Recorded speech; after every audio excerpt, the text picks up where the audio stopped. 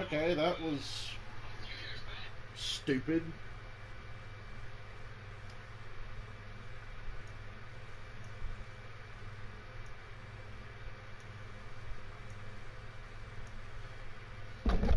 I'm working my way back. Give me a minute.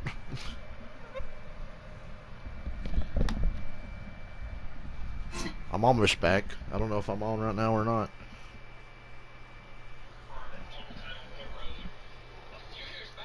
Well, it doesn't want to show my current stream. It wants to show the stream that ended. Okay, now we're back. I think. Okay, yep, you can hear me talking now. Okay, I'm back.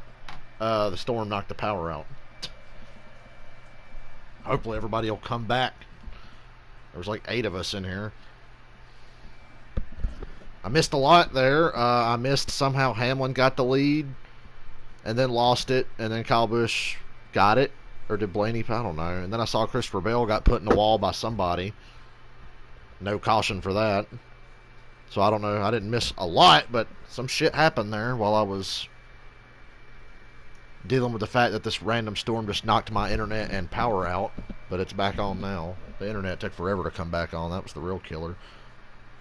Had the race on my phone for a minute when I thought that shit wasn't going to come back.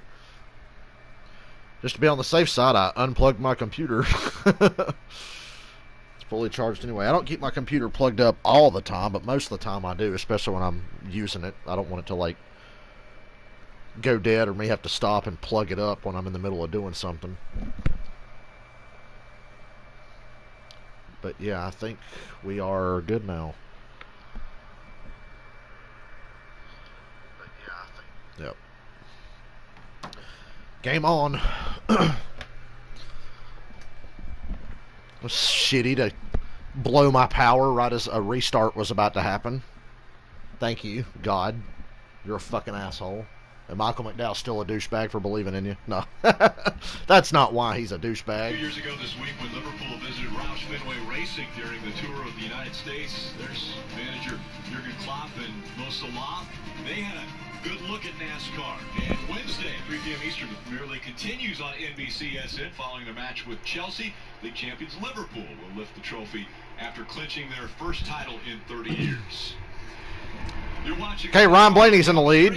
Riley Auto Parts 500 from Texas Motor Speedway. Still out front, it's Ryan Blaney. He has almost a second lead over Joey Logano. Remember, Joey Logano was worried about handling early on in this race, some major adjustments. And as Marty said... Why does it say I got 2 streams going on at once? And hit it perfectly for the setup because they are doing... I don't know and I don't care. A very hectic schedule that's taking place right now for the Cup Series.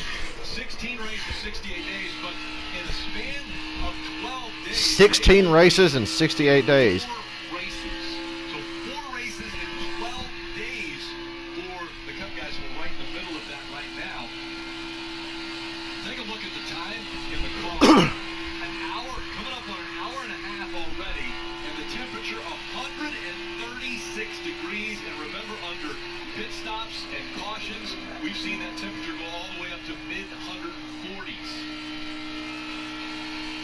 Yeah, well, they're at speed, concentrating on running their line. You don't really Now I gotta get back in and try to refocus here. I'm pissed that that stream got cut off. Yeah, that really pissed me off about 10 minutes ago when that shit went off. So Blaney's leading. Somehow Logano's second. Hamlin's third. What kind of race is this now? And Eric Almirola's back in the top 10. He's 10th.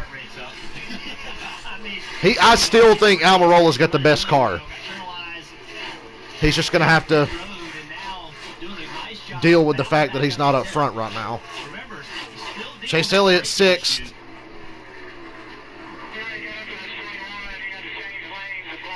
So I believe when we left off, I was bitching about the damaged vehicle policy.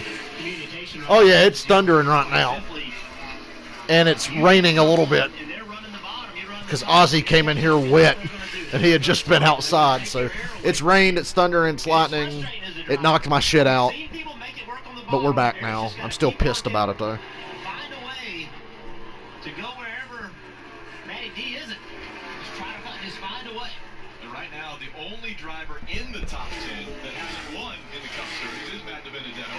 And that's a big change from a week ago when Cole Custer got his... So, yeah, Jimmy Johnson's day is ruined. Hooray, I guess. My man Blaney's having a good day. Out front. I still want to know how Hamlin got the lead from him on that restart that I missed because the power went out. Now Team Penske is actually 1-2, and it's been a busy weekend to say the least for Team Penske. They called it 8 Fuck the storm. Fuck this weather. across 2 continents, and they won 4 of the 7 races. Trying to watch a damn race here. This would be the final one. Simon Pagenaud, Scott McLaughlin, Austin. Hey, Matt Kenseth 16th, considering where he was running in stage 1. He's on the lead lap in 16th. That's pretty good. I don't guess anybody else is coming back, or they're still on that broken stream, because it still says my other stream is live right now. The one that got cut off because of the storm. The first thing I saw Saturday morning when I woke up, pressure's on me, because they had won 2 in a row at that point. He did come through with a victory in the Xfinity Series, but Team Penske right now 1-2, trying to get their 5th win across 2 continents this weekend. Chris Buescher still in 11th, having a good day. I'm going to keep commenting on Buescher because I'm so happy to see him doing well. Race cars and the different competitions that he's a part of. Logano only 8 tenths back. Staying right there. Low lap traffic. And he could be right on top of that 12 car. Battle for 3rd right here. Eric Jones catching Hamlin for 3rd. Hamlin and Logano played some strategy to get up here because they were not running well. How was Tyler Reddick 27th? Was he the one that put Bell in the wall? I didn't see because my fucking power went out. I tried to miss as little as possible. Jimmy Johnson's 8 laps down. Jesus Christ. Jeff, that was similar to the conversation I had with crew chief Chris Gale. It's been a little bit on the pit crew. They're down about 10 spots in the ranking from where they were last year. Chris Gale, he's not related to Cale Gale, is he? You guys remember Cale Gale? It's a little bit frustrating. Most NASCAR name ever. As they try to race to the playoffs. Behind him, his teammate Kyle Busch. He was another one who did not pit during this. Will Power has the most IndyCar name ever. Will Power. Just a little bit better. I wouldn't ever compare Pocono to this place, but when he had a top 5 run there was something he liked about it. Listen. Is there a way to help me out? Center exit, kind of like Pocono, but yet still keep entry, security, and all that. Everything is for you. Yeah, maybe. If you have room on your tent, then. Chase Elliott's running up on Kyle Busch for 5th. Let's go, Chase. Help me. Strategy is what got Chase this close to the front, but I don't care. Recently for this 18 bunch. Listen to that radio, Steve. I think he's just talking simply about putting tape on the grill.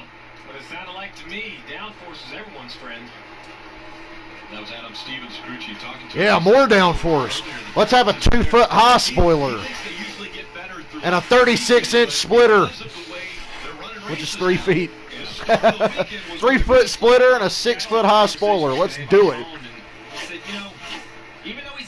Downforce, downforce, downforce. Let's make it even more impossible for Goodyear to build a tire worth of shit.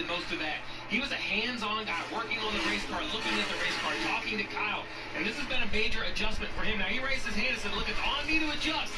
It's just taking me a little more Hey, time. commercial. I can get over to my YouTube and see what the fuck's going on. Ryan Blaney still out front. Okay, I gotta bring up YouTube on my computer. See what the fuck is going on here, because I still feel like something's out of whack. How can I have 2 live streams at once? We are at 598 subscribers. Wow. Okay. Yeah, it says my other stream's live right now. Yeah, I heard you. Hold up. Why does it say the other stream's still live? It's been off.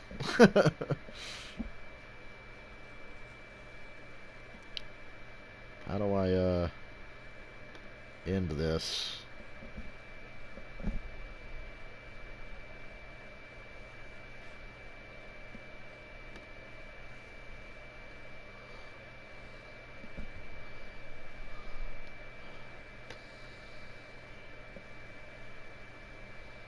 Whatever. It says I've got 2 live streams going on now. It doesn't make any sense, but I will be right back. I'm going to go grab some food. Hopefully I'll get back before the commercial ends.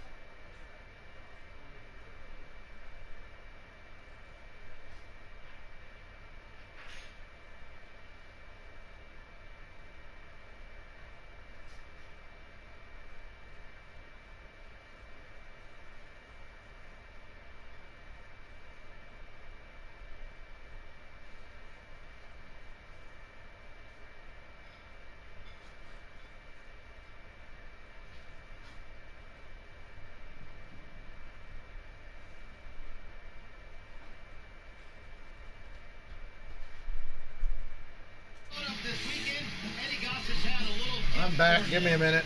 Getting my shit together. He gave him a cowboy hat. You know what you get here when you win at Texas? You get a cowboy hat. You get some 6-shooters. He didn't get the full package. Okay. But he got the cowboy hat. That's worth celebrating, isn't it, Ray? I got food. The power's back on. The stream's back. Timmy Hill's weekend. They're talking about Timmy Hill because he's the man, the intimidator. Now you guys get to hear me munch on these fries for the next 20 minutes or however long. Always a smile on his face. That's what's going on. Speaking of a guy that always has a smile on his face, let's go to... This race was fine until Logano and Hamlin got in the top 5. Hey, Rod, what do you got for us? And Kyle Busch, which he's been there. Rick, I got a question for Steve. I can live with Kyle Busch. Planning anything about the heat for the Gen 7 car in 2022 to maybe make some extra airflow for the driver. So maybe you could explain a little bit of that development. Maybe they should let work on that before the Gen 6 car, considering we got to race these shitty cars another year because of coronavirus. Windows to pull the drivers, but you know us crew chiefs, we're stubborn. You know, you're gonna have to really argue with your crew chief to give you any more air because you want your car to be fast, as we see William Byron on pit road. William Byron on pit That would be road. something that's interesting. Scheduled We just saw stops. the IndyCar race at Iowa. They added a duck to that new Halo IndyCar. Chase car. Elliott on pit road. With that new windscreen in front of them, so we saw God, that fry was way too burnt. I like my fries crunchy. That one was like half burnt. And it tasted like ass.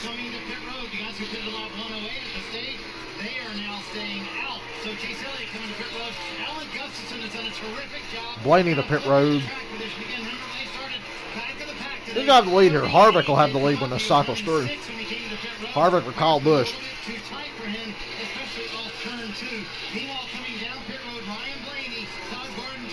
Almirola will be in good shape after this deal. He's not done yet. 500 miles is a long-ass race.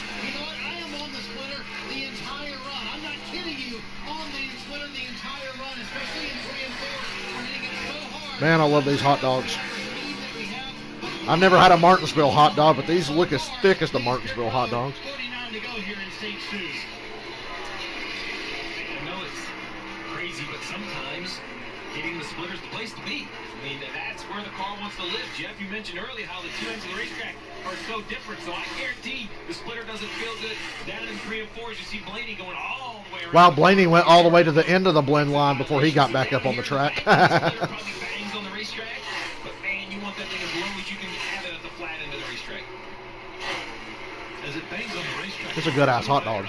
By the way, I'm going to laugh when, after this race is over, I go back and see that my original stream from earlier today is apparently still live. Bang, bang. It doesn't stay down there long enough to wear a lot of material away. But before the power went out. Understanding of exactly what tires mean. See, he pulled out right with Fabio Benedetto and Cashler in 10th place. Here's example, right, Jeff? That's Atlanta or another track with high wear. He goes. Why is Logano leading? In that set of corners here, he's still stuck behind him. Yeah. Jimmy Johnson hit the wall. My power went out. Now Logano's up front. This day went downhill in a fucking hurry. And that's what makes calling a race very difficult for crew chiefs. I'm not happy about it. And he gets slow, he just pit every time he can. But in a situation like this, it's all about track position and that strategy of when you have track position. That's what all these pit stops Boyer are and about. Tyler Reddick on pit road. Kyle Busch on pit road. Guy Klossmeyer bringing Clint Boyer down pit road. Boyer said on the radio a moment ago, is there anything you can do to help me get through the middle of the corner? They've been struggling with a very tight race car all day long, Dave. Tyler Reddick went way back in the 8 car. They're struggling on that car too. 2 tires last time, 4 tires this time. And you can see Kyle Busch with the top 5 running. That 18 is missed the day for 2020. For that was a 4-tire change here. Tell you, we only need 7 more winners. Well, really, we just need 6 more different winners to knock Kyle Busch out of the playoffs. Extremely important. We've seen you don't really have that much more speed as you ride along in the Toyota cam. Let's see him hit his pit box, Marty. Nice stage 2 for Denny Hamlin. He was able to lead 3 laps, still struggling with a tight race car. Asked for a fresh water bottle and to tear off as well for the 11 car and to tighten or free him up with some air pressure adjusters here. But Chris Gabehart been very happy with it here on that run, also cleaning the grill for Denny Hamlin. Good pit stop, right around 13 seconds, 14 seconds for these teams. Pretty clean pit stop there as we see Denny Hamlin is going to stay on the apron all the way to the exit of turn 2. There you go. And he blends out onto the racetrack. Guys are taking the blend line way more seriously. Blend line and making sure that they don't have the same situation that Eric Almirola had earlier. That's what you got to do, right? You got to adapt. I mean, you can argue all you want, but they've proven they will call you as we go. Bunch of traffic stacked up here. There ain't no arguing with NASCAR. They're always right. And now Joey Logano being scored as the race leader. Eric Jones received his high school diploma right here at Texas Motor Speedway and also has had great success at this track. Kevin Harvick running 3rd, Kurt Busch, and Eric Almirola. Logano to pit road. At least that'll get him out of the front. Logano and Eric Jones, they were last on pit road on 93 and 94. Lap 169. Nice.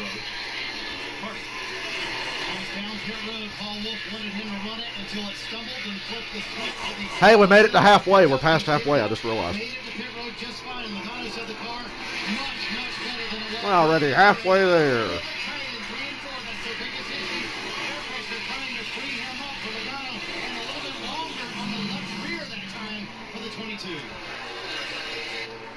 Good, slow pit stop for Logano.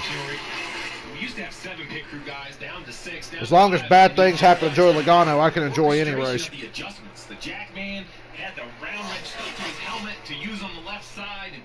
And when I talk to these crew chiefs, they said that's the biggest challenge. Is anytime you're making an adjustment, the pit Got stops cans of are Dr. slower. Pepper this week. Everyone is fully- they have no I'm so protective of my new computer, I sit like 1,000 miles away from my computer while I eat or drink. You should do that anyway. I've always been good about that, but this computer, I'm like, nothing is allowed within like a 30-foot radius of my computer. Making adjustments to that race car as well as 4 tires on the Sunoco fuel as well. Eric Jones, running strong today. You guys mentioned the average finish here. This is the chance for him to shine and bring that team back around. Last pit on lap 94 under green. Another green flag stop here and a good one for the 20 bunch. So green flag pit stops are underway. Yeah, jeez. They have cycled around. Kevin Harvick is So yeah, up Kevin front. Harvick's the leader. It's a revolving door of strategy to see who gets to lead this fucking race. I can't really make sense of it until stage 3 where we have a better understanding of, okay, it's going to work out this way and this way and this way. So at great personal risk, I'm going to check Twitter on my phone if Google Chrome will allow it.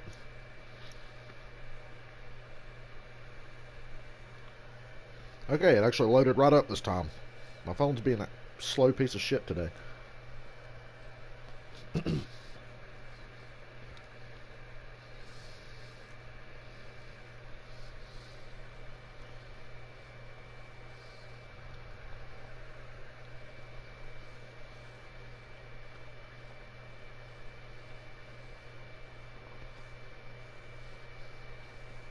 Mark Martin Mark Martin on Twitter.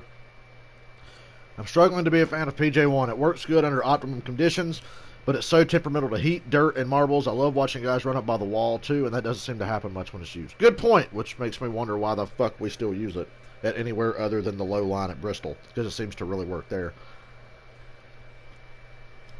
Because there ain't going to be any marbles on the low line at Bristol. Eric Estep. Rutledge sounds like he's in a refrigerator. I said he sounded like he was in a toilet earlier.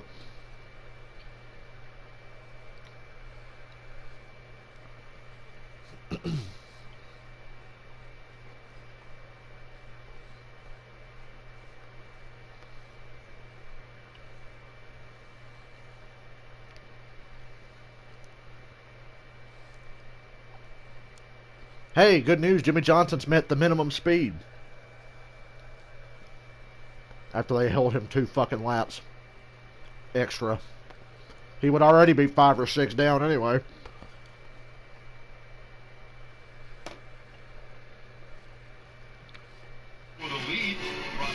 That's better than parking guys for the same penalty. They remember that one time they parked Matt Kenseth in the playoff race at Kansas for having too many guys working on the car. You talk about an extreme penalty. And now the one of Kurt Busch has decided to come to pit road. NASCAR's like, okay, we'll dial it back. Harvick was trying to negotiate around traffic. Alex Bowman has been fighting the headlight of that 88 car most of the day. Just getting their pressure changed this Alex time. Bowman and Kurt Busch on pit road.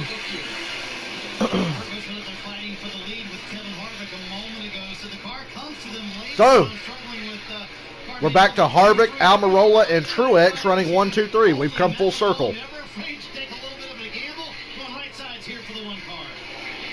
Harvick, Almirola, Truex. Matt Kenseth's fourth.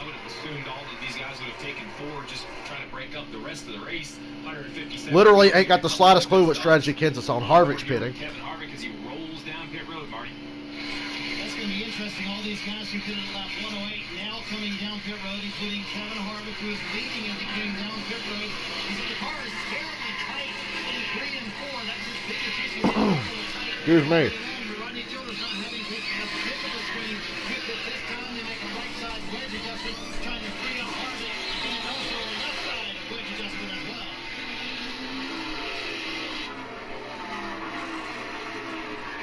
Kevin Harvick will make his way back out onto the racetrack. Watch the blend line. They got an onboard camera here. That's why so many issues here. It's almost when you're in that banking, a lack of banking, you feel like Ooh, Harvick cutting it close. you made it so flat down there. That's why we saw people, drivers trying to carry speed. Get over that blend line. It's going to be funny when they just up and decide to penalize him for it, even though he's been doing it the same way all day. They're stiff wide open. And they try to build that speed. You see this momentum coming. Brad K passing on the outside. Chase Elliott trying to build speed now. He's got the same speed as those guys. Dave. Matt Kenseth is on pit road, and he'll just get the right side tires on that McDonald's Chevrolet. They've been having radio problems already. They're a little tough to hear each other, so in the middle of all this heat, communication problems as well. Communication very good for crew chief Mike Bungaravich and his driver, Eric Almirola, after earlier problems for the 10. Almirola on pit road. Still fighting the braking issue, but as you can see, you can get the car started. Brendan Poole on pit road. That's important. More fresh tires and the chassis adjustment this time, along with Sunoco fuel. Let's see, grab that tire guy. More fresh Goodyear tires going on the 10. Like how Almirola's been through so much shit today, we forgot about his brake problems. Mark Truex Jr. leading this race, and currently only 8 cars on the lead lap. Again, still cycling through with green flag pit stops. Truex Jr., Ryan Keselowski, Excuse me. Bubba Wallace, John Hunter Nemechek, Corey LaJoie. We saw Eric Almirola on pit road, and Ryan Blaney, winner of stage 1, currently running 7th. So, Rick, I'm kind of holding my breath, Rick, for a moment that's going to change this race. There's been a lot of green flag running, all these different pit stops and pit Well, keep cycles, holding your breath, and there's Steve. so much to cover, but really, none of that matters until that moment comes. That's what this is for the 19 of Martin Truex Jr. He has a fast race car. He's waiting on for the pit road moment. at 118. He has some fuel in the tank. He only has 7 cars in the lead lap. Curtis That's what Axel's he's letting somebody say he's moment. like, I'm going to run as long as I can. Maybe we'll get Keselowski. If we get a yellow here, it flips this whole field upside down. Guys are going to be taking the wave around. We just haven't had even 183 laps in this race. It's been relatively straightforward green flag racing. Anything but straightforward on pit road. We mentioned at the beginning of the show. Well, that's not straightforward. I can't keep up with this shit. Ever since my power went out. Had a pretty good handle on it before then. Now I don't know whether to shit or wind my watch. Extremely warm, over 130 degrees in the car. They've been in there for well over 2 hours now. Truex going to run his shit out of gas again. Hey, man, you know that strategy we did earlier where we run out of gas? Let's do it again. But it's really important. Crew chief be reminded. That's what they're doing. Oh, Truex got tight in the middle of two there. Little reminders like that. You get in that race car and you forget about stuff. You just focus on making lap time. Keeping fluids in you, these kind of conditions are really important.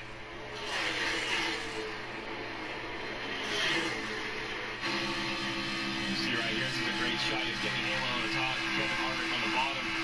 The difference, just look how they sit in the car different. You're getting Hamlin, the wheels seem to be a little bit closer. The hydraulic, this always fascinates me is Kevin Harvick. I think he must do it just to relax his right hand and forearm so he doesn't cramp. But you see that a lot. Takes his hand off the wheel almost every straightaway. Where Denny Hamlin stays pretty consistent. I could never be a driver. Kevin Harvick's clear shield, though. You can see those eyes work in the mirror. Because then I'd actually have to drive. They do bounce, though. See on Denny Hamlin's dash on the right side. You can see Hey, Corey LaJoie's third. So Denny Hamlin he doesn't have to be told what his lap time is. He can just simply look down there. Why is that? There's something to hang your hat on. As a driver, you're always trying things. You're seeing how to make your car better. Did it work or did it not? That's the answer. That lap time, the better it is, the better the change you just made. So the drivers are always trying to learn, trying to just do little small things to make the race car go faster. That's the gauge right there. Did it work or not? I'm jealous. You know, given lap time, while that sounds simple, Rick, by the time you get it, they're entering turn one. I don't want to talk to them in the middle of the corner. Now they're on the back stretch. I can't see them from pit road. I mean, it sounds silly, but you can mess up a driver's rhythm just by trying to read lap times. Marty. Hey, Rick, that's the driver's perspective. Steve, I don't talk about the crew chief perspective for Denny Hamlin. So you guys mentioned it with a split We got 23 to go in stage 2. Only 3 cars on the lead lap. Truex and Keselowski still have not pitted. You're a lap down. What are you doing, Steve? Other than just praying right now. No caution, please.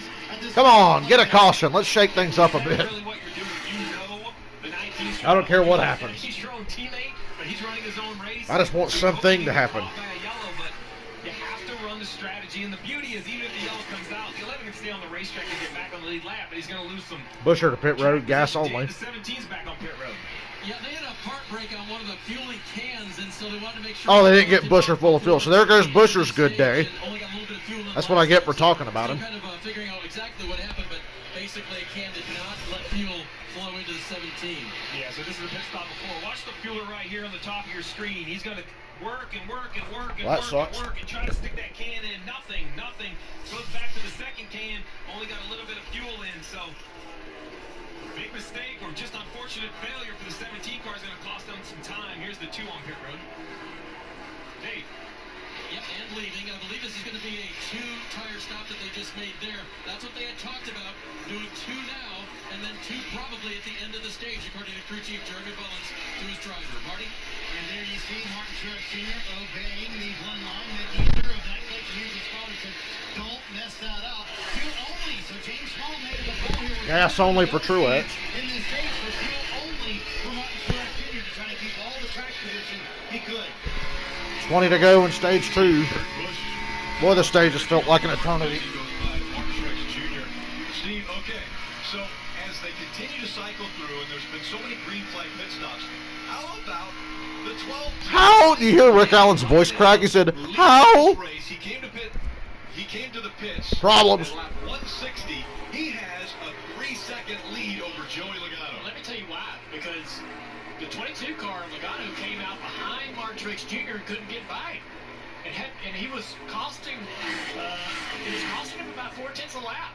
He was about a second behind, maybe or so. Now after this cycle, 3 seconds back. When they first reconfigured Texas on NASCAR Race View, excuse me, don't mind me, I almost died. On NASCAR Race View, when they reconfigured Texas, it still had the old version of Texas, and it would show the cars racing on the apron.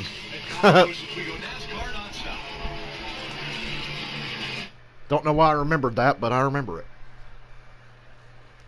Because it looks so silly. Thank God, Kyle. Kyle Busch just ran Eric Jones so wide off of 2. And Almirola swoops to the inside and passes both of them. You go, Eric. And that was for position.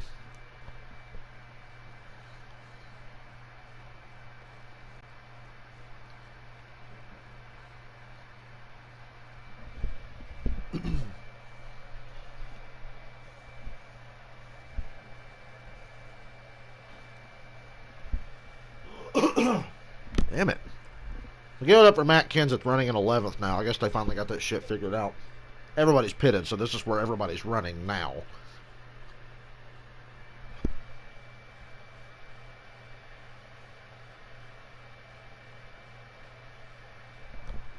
You are where you are.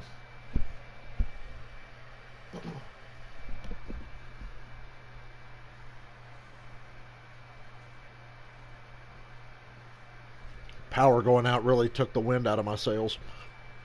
Where's Kurt? I'm looking at the running order now when it cycles back through. Come on, nobody cares who's running 30th through 38th or whatever. Except for poor Jimmy Johnson.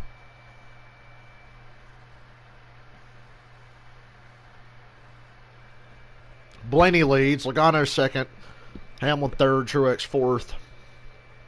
Kurt Busch is fifth. I knew he was up front. I just didn't know exactly where. But Kurt Busch is in the top 5. Chase Elliott sixth, followed by Harvick and Almirola. And that's pretty much all that matters today.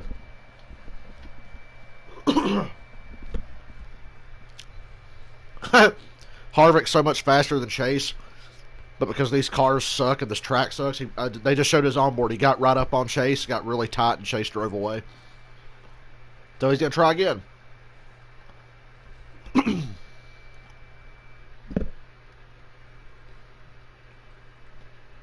Oh, don't you just long for the days of, hey, I'm faster than this guy. Let me just go ahead and pass him because I'm faster than him. Now it's, I'm faster than this guy. I hope he runs a different line because if he doesn't, I'm fucked.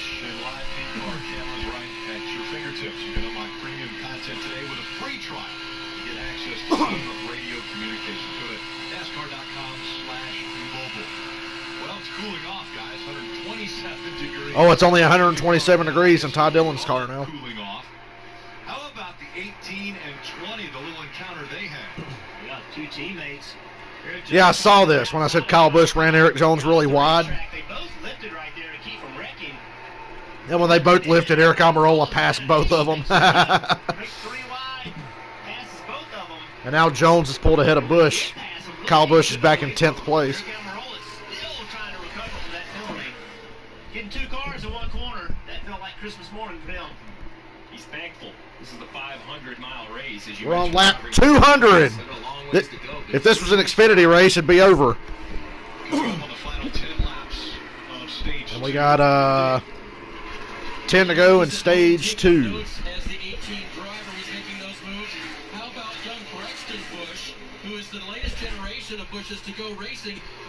Boy, I can't wait till the year 2038 when Brexton Busch and Keelan Harvick are racing for Cup wins. Ives owned a race car that his son Parker had previously learned how to race on, and Kyle Busch, an old friend from Late Model Racing, called Ives and said, you know what, is that car around? Can I get Brexton in it? They found a way to do it safely and at a distance and get him in and out of the car, and Brexton had a great time. You know what that was, guys? A couple of dads who love racing. Brexton versus Keelan, 2038 Cup Championship. You heard it here. On Brexton Busch's car. You know, Dave, I called him. I asked how that all happened. He told me what you told him about old friends, but he also Whoa, Brennan Poole just totally killed Kyle Busch in turn 3. Well, then he quickly got out of the way, but damn. He changed lanes dead center of the corner when Kyle Busch was about to roar past him. Pay it forward to Kyle Busch. So, kind and the whole circle of racing continues. It's interesting, fun. It was fun to see Brexton, although I did see a tweet that he told us... I feel bad for Brexton, because if he wants to be a race car driver, he ain't never going to live up to Kyle. You think Dale Jr. and Kyle Petty had it bad. Developing right here with 19 Martin Truex Jr. Something's up with Truex. He's been told to save fuel to try to get to the end of the stage. They left too soon, didn't get enough fuel. They don't think they got enough fuel in Truex's car, and there's 8 to go on the stage, so they told him to save gas. A lot of mistakes in this race so far, guys. I don't know how you're going to save gas when literally everybody's running wide open around 75 to 80% of the racetrack. So the teams have that information. Actually, I'll say 85% of the racetrack. And they know how much fuel that thing is burning. They believe they know how much is in it, Martin. So they're telling him he needs to save a little more than he is right now. And that was James Small saying, hey, you need to help me out a little bit more. Yeah, they were tight on that fuel window in the first place when they came to pit road. Then they left a little bit too early for what they wanted. But Jeff, he told him something interesting, and you can explain this to fans at home. He said, you got to help me out with a brake. You're using way too much brake. Here's the pit stop when Truex did come in a moment ago, and they did fuel only instead of tires. So a lot of times, Steve, that's a bit of a guessing game on how long you need the fuel, correct? But Jeff, he told me, you got to help me on the brake. You cannot use any brake. That's going to cost us more fuel. Why is that, Jeff? Well, Jeff, I want to go back to that pit stop real quick. He had a question about the brake, but first let's look at this fueler right here. Look at the clear hose. Look at the bubbles and the white and all that. That should not be that way. That thing should stay a lot clearer. So my concern is not only was he not plugged in very long, but it didn't take very much fuel either. Let's listen into the 19.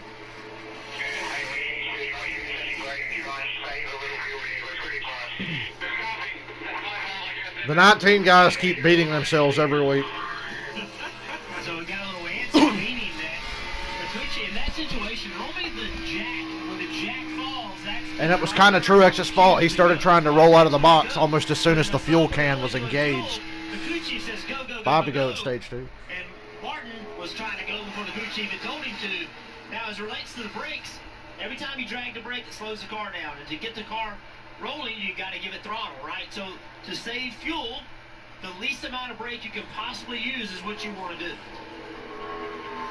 Steve, they don't even think they have, 25 laps of fuel that they got in there, because they were on pit road at lap 189. We're at lap 206 now. He only has to go 4 more laps. Yeah, they were just mathing it out. You don't want to be there any longer. And you heard James Small said he got a little antsy. You know, that's the communication back and forth. As Jeff mentioned, they have that data. I cannot stop coughing, and it's pissing me off. Is that enough? Whatever he's doing in the car, he needs some feedback.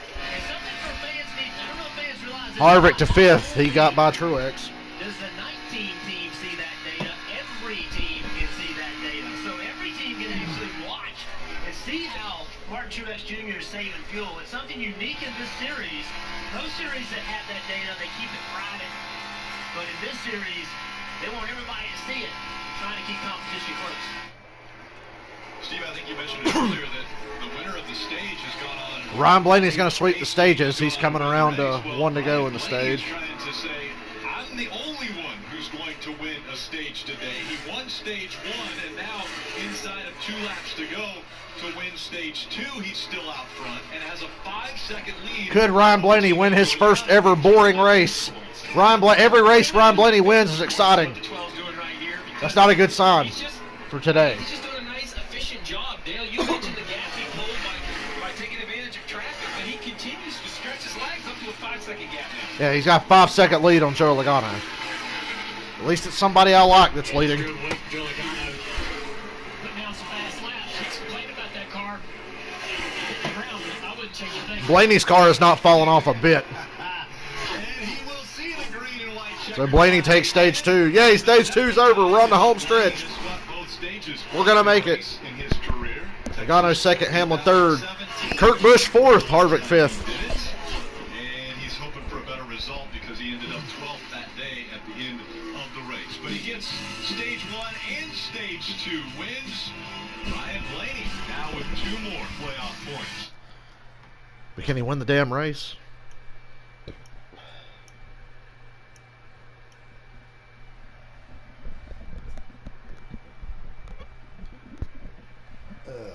God. They got 8 too fast. I didn't eat that much, but I ate really fast.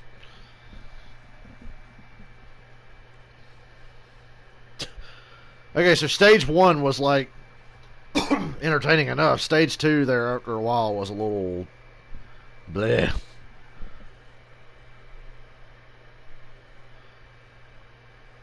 And if I was everybody else there, I'd like to know what they did to Matt Kenseth's car to get it to the point where it's as good as it is now, considering how they were at the start of the race.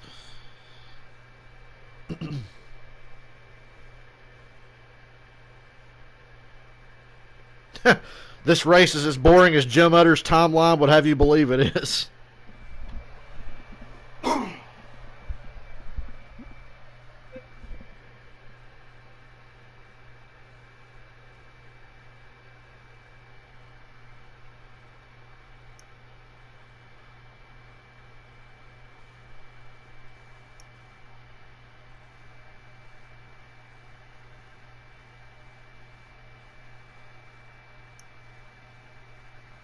Question for my wrestling fans out there.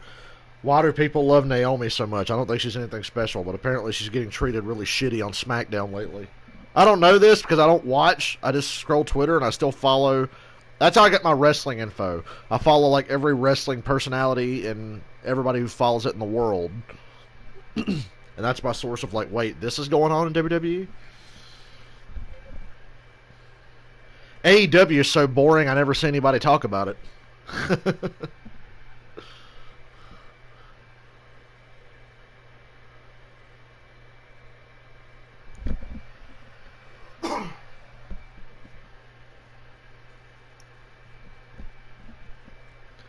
That's almost worse than WWE being so bad you have to talk about it, but AEW is so boring nobody talks about it. NASCAR on NBCSN is brought to you by O'Reilly Auto Parts, better prices, everything. 8 minutes ago, Spotter tells Boyer, "You're now the third car lap down." Boyer, sweet. Slush float for $2.99 only for a limited time at Summit. And by Credit One Bank, the official credit card of NASCAR, perfect for race fans. Rick, I've been waiting to see that shot right there. Race fans, you Yes. just said it. Back in the stands. Yes, back in the stands. Spreading that virus Talked around. about how much that means. Everything's bigger in Texas, including the number of cases. These pit crew guys been sitting in the heat all day. Still not as bad as Florida, but This has been a chaotic don't worry, NASCAR's going there in a few weeks. Well, I would expect to see a lot of the leaders pit. Everybody pits. Ain't nobody staying out now. All that strategy was fucking pointless, except for like Logano and Hamlin, because they're up in the top 5 now. And now everybody's pitting together. See the leader Ryan Blaney come down pit road, that big gap from some lap cars. So literally all that strategy was just fluff. Joey Logano. Marty. Yeah, this should reset the field to some extent. I don't think WWE ever has to worry about going out of business, but ain't nobody watching their fucking TV show, that's for sure. WWE's almost self-sustaining at this point, although not having live events is definitely not helping. Blaney keeps the lead. Keselowski to second on 2 tires. Good call. I'm surprised Moore didn't take 2. Everybody took 4 except for Brad, and Brad got up to second. Little gamble there. Blaney held the lead barely. Gained him 12 spots. That track position so important. I think 2 tires was a great call there. Ooh. The fuck?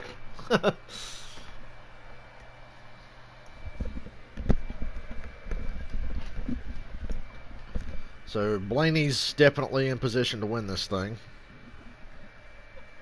Everybody's going to have to pit one more time. At what point did I click weather on my phone? Go to Google Chrome.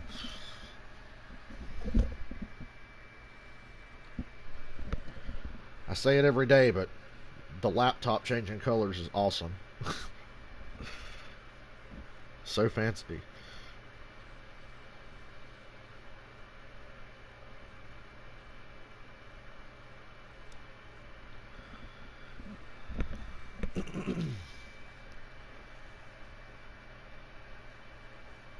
Scrolling for pit road penalties now.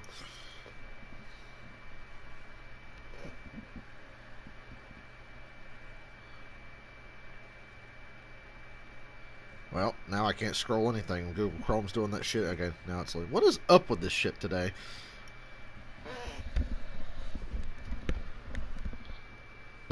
Excuse me.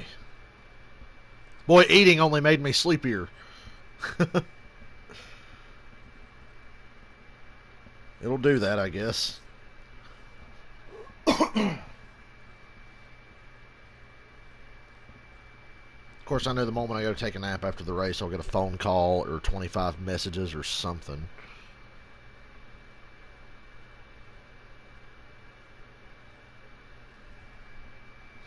Please turn off your ad blocker. How about no? Thank God for ad blocker, because YouTube has pissed me off to the point where anytime I see someone like, please don't use ad blocker on YouTube or anything, don't use ad block. Fuck you. Of course I'm using ad blocker. Wouldn't be so bad if YouTube didn't put 35 ads in every fucking video now. SpeedyCash.com Victory Lane. So no, I will continue to use ad blocker because I can. Thank you, Rick. Yeah, and here in our NBC studio, post-race show coming up in just one more stage. Here in the building, Kyle Petty very excited because he took the advice of Jarrett and Associates. They went with Ryan Blaney in that stage. Ryan Blaney sweeping. I'm still sticking with Almirola, even though he's a long shot at this point. In the last 4 races, Blaney scoring more stage I'm not points backing than off. any other driver. Now he needs to keep his eye on Kevin Harvick, who has won 3 of the last 5 at Texas. Rut, what are the fans saying? Oh, hey, Rutledge. Listen to his audio. This is Kim. It's her son's 8th birthday. I need to put a cup over my mouth and talk into the microphone. I'll sound like Rutledge does right now. Hey guys, it's Rutledge Wood here reporting. I'm in the middle of a fucking echo chamber, and suddenly it sounded like Hank Hill. I don't know why. But when I put this cup over my mouth, it makes it easier to do this impression. That's what Rutledge sounds like.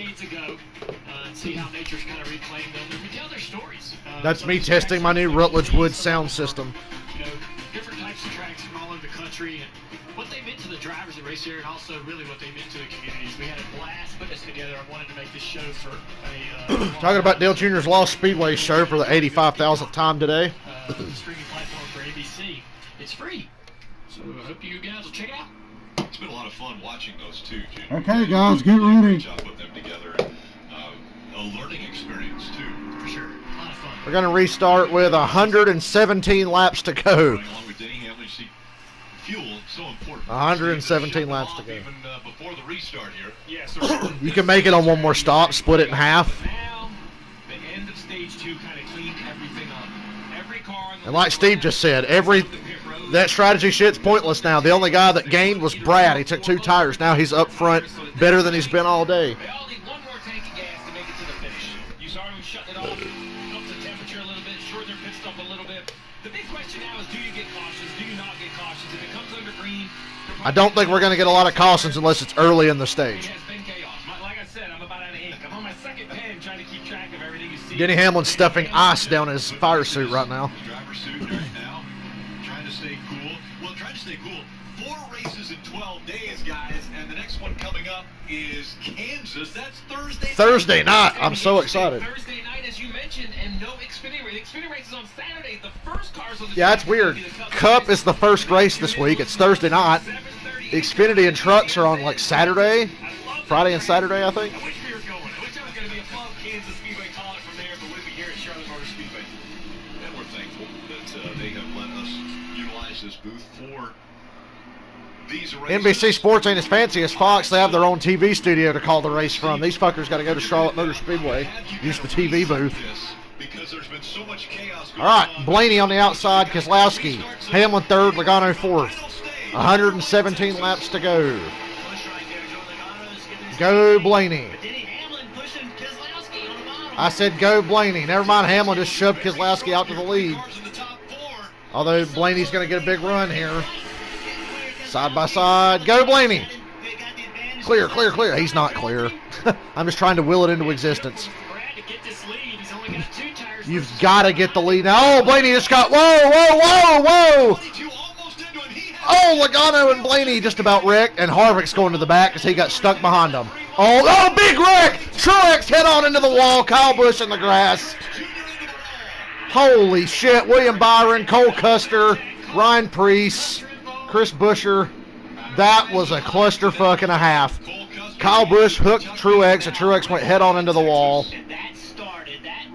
That all started because Ryan Blaney got loose on the outside of Keselowski, stacked up Logano, who almost wrecked himself and Harvick, and then everybody behind just got jumbled up and big mess. Truex hit hard.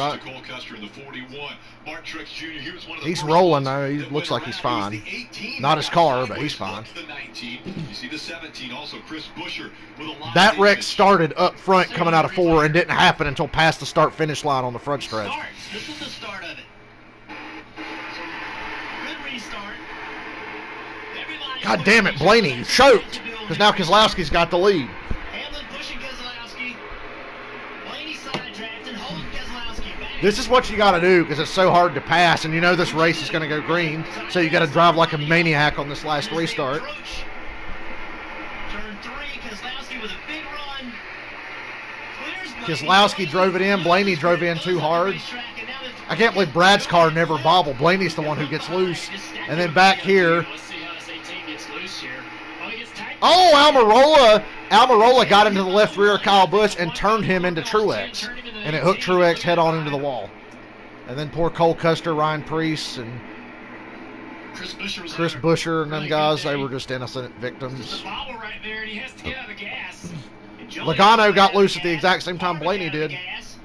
So watch the 10 down there on the bottom. The 1, the 10. Oh no! Kurt Busch hooked the right rear of Almirola, who put him into the left rear of Kyle Busch, who hooked Truex. That was such a multi-layered clusterfuck. The origins were Kurt Busch and Eric Almirola. But Kurt Busch made it through, it looks like. What a mess. Hey, something crazy happened. Unfortunately, Ryan Blaney just lost his fucking race. Hey, the big winner here is Chase Elliott. Chase Elliott got all the way up to 3rd. It's awesome. And Blaney was ahead of that wreck, so Blaney's still okay. God, what a mess. That doesn't happen very often at Texas. That looked like 2010 with Jeff Gordon, Tony Stewart, and Jimmy Johnson. Remember that? Red flag. Oh, God, now they've red flagged this shit. Why is it red flag? Now these guys are going to have to sit in the car and cook for the next 30 minutes. They seriously just threw the red flag.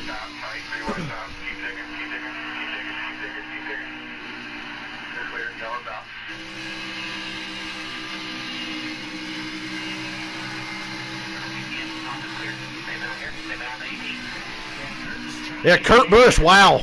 Good job, Kurt. You made it through, even though you kind of caused it. I don't know why this has to be red flag.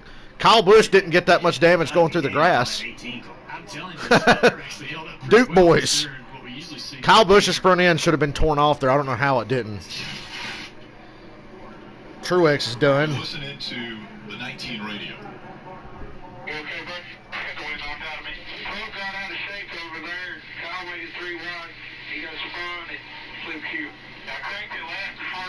I'm glad that Clayton made it clear to Truex that it was not Kyle Busch's fault.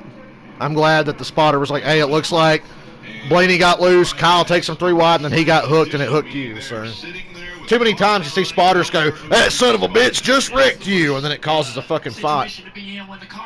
They're parked on the front stretch right now, right in the sun. There's no air moving around the car, like Junior just said. This is going to be hell. It's already been bad enough. The way it is intended to work without that air traveling through it. They'll try to make this as quick as possible. NASCAR will try to make this process as quick as possible for these guys, but this is excruciating for the drivers in these cars sitting there.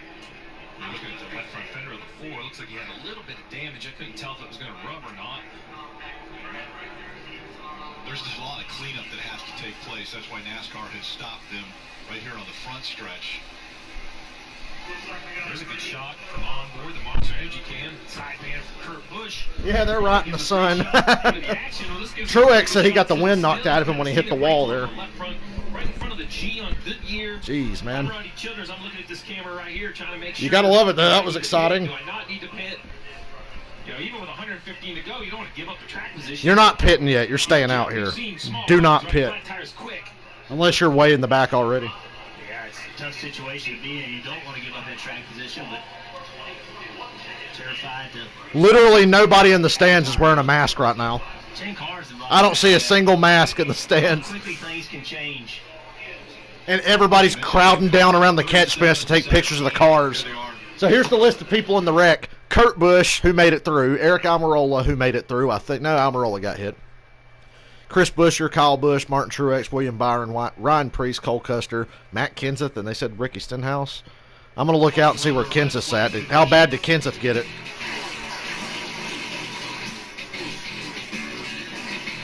You can't see shit when the dirt starts flying up in the air. They're going to commercial. Yeah, that was tense. That looked like an iRacing deal there. It really did. That was some iRacing shit. And now the race is red flagged, which is like ridiculous. Red flags under these conditions shouldn't be allowed unless it's necessary. There's 115 fucking laps to go. You can just ride around under caution for a little bit and get this fixed up. It's not that big. It's not that big of a wreck. I don't see why we got to stop. And somebody just posted exactly what I said. Get this, guys. I'm going to post this in the chat. When I said that this looked like 2010 Texas, somebody just made that exact same comparison.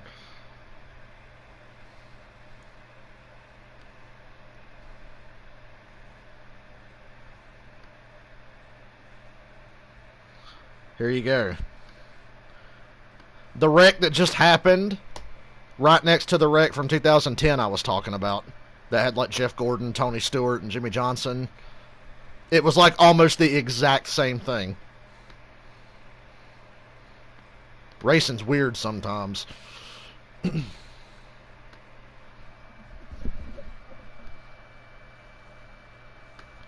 I definitely noticed that comparison.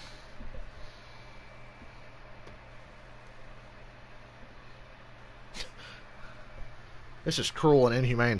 These drivers should sue NASCAR for being put into the red flag conditions during this.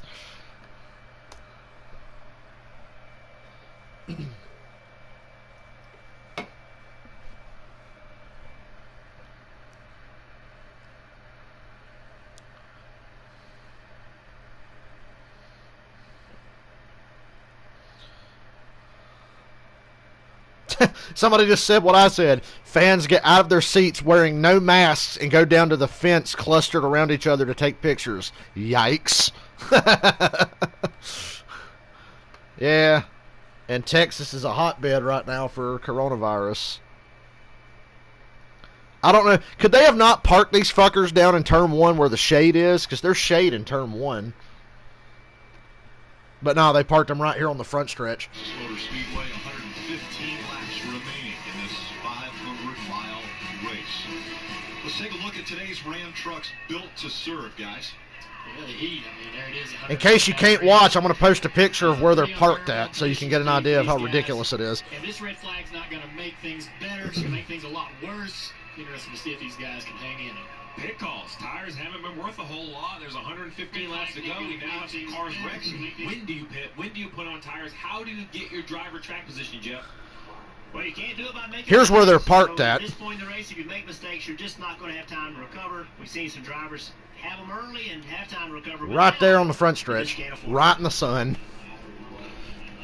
We're seeing the safety crew deliver water to these drivers, too, by the way. Oh, the water's cool. Ty Dillon. Most of the time they give them hot-ass water that's been sitting in a truck all day. And that was it. Look at the water pan. I mean, who hit him? They got folded under. He said the 48 hit him. Oh.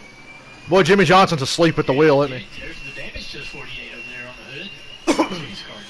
he had just taken a wave around to get back in a lead lap. Ty Dillon knows the nose of the 48. Yeah, the nose of the 48. So he ran into So Jimmy Johnson run into Ty Dillon under caution by accident. Like I said, Jimmy's asleep at the wheel. He's half retired already. All right, while this red flag condition is underway, let's dial up. The last thing this race needed was a red flag. Hey, Brad Keselowski, still Junior Boots. Can you hear Keselowski's me? leading, Hamlin second, Elliott third. Man, how did you get in the lead? You weren't running that How does he quick. ever get in Now the you're in lead? front. Well, it's a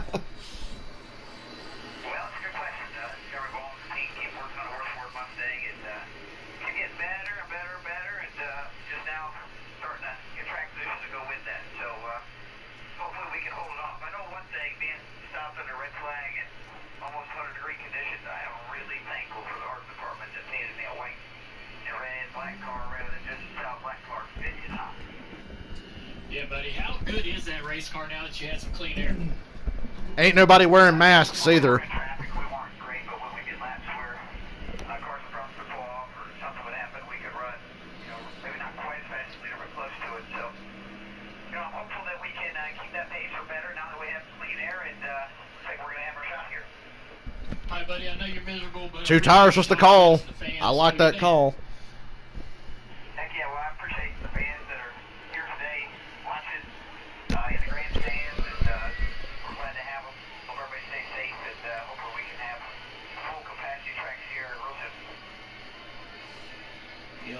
It's this right here is the best part of NASCAR. Hey, I see one guy wearing a mask. Great.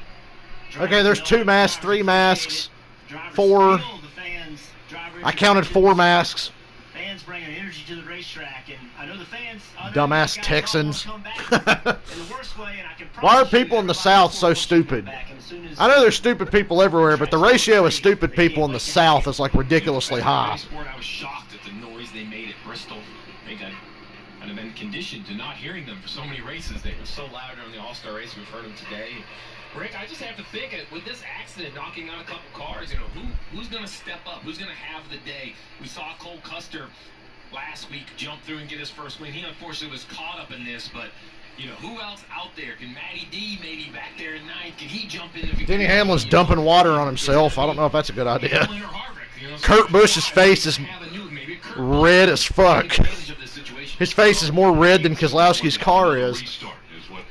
This means with the car stopped right now, and we'll go back to caution. Before we go to break, we want to check in with Dave Burns on pit road. And Rick, we saw those race fans. Nobody got better shots of the fans at the Speedway than our teammate and friend Brian Ware. Well, this week Brian Ware lost his battle with cancer and went home to be with his Lord Jesus Christ. We miss him so much already. He was a great friend and father and an excellent videographer on pit road. He actually served several teams, regional sports, but a lot of NASCAR the last 5 years, and he was my cameraman most of that time.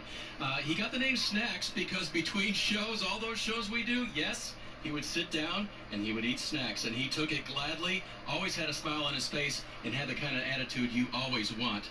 Snacks, we'll see you when we see you.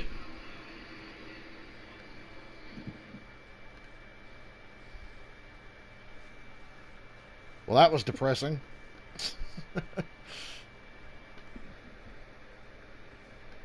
Oh, give me a break, computer. Come on.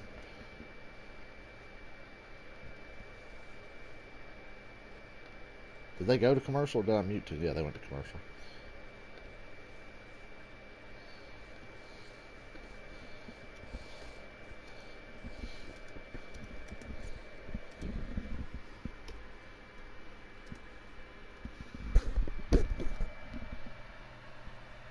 All those idiots in the grandstands getting all up on each other right now, I swear.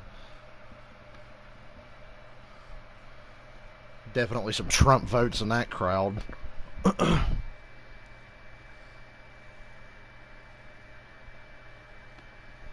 Hey, they refired the engines, thank God.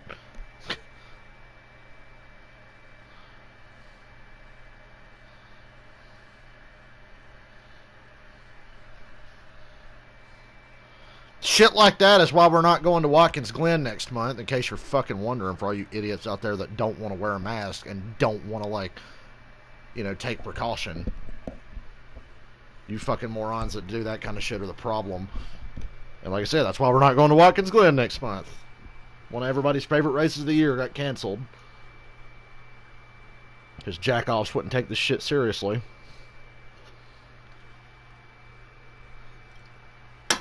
Taking a cue from the leader, I guess. What just happened Warner, a red flag God, that is just like the wreck in 2010. That is just like it.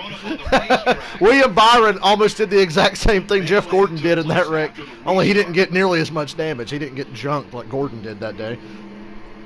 Look at the slam. Some are out of their cars, had to go to the Care Center. One of those is with Dave.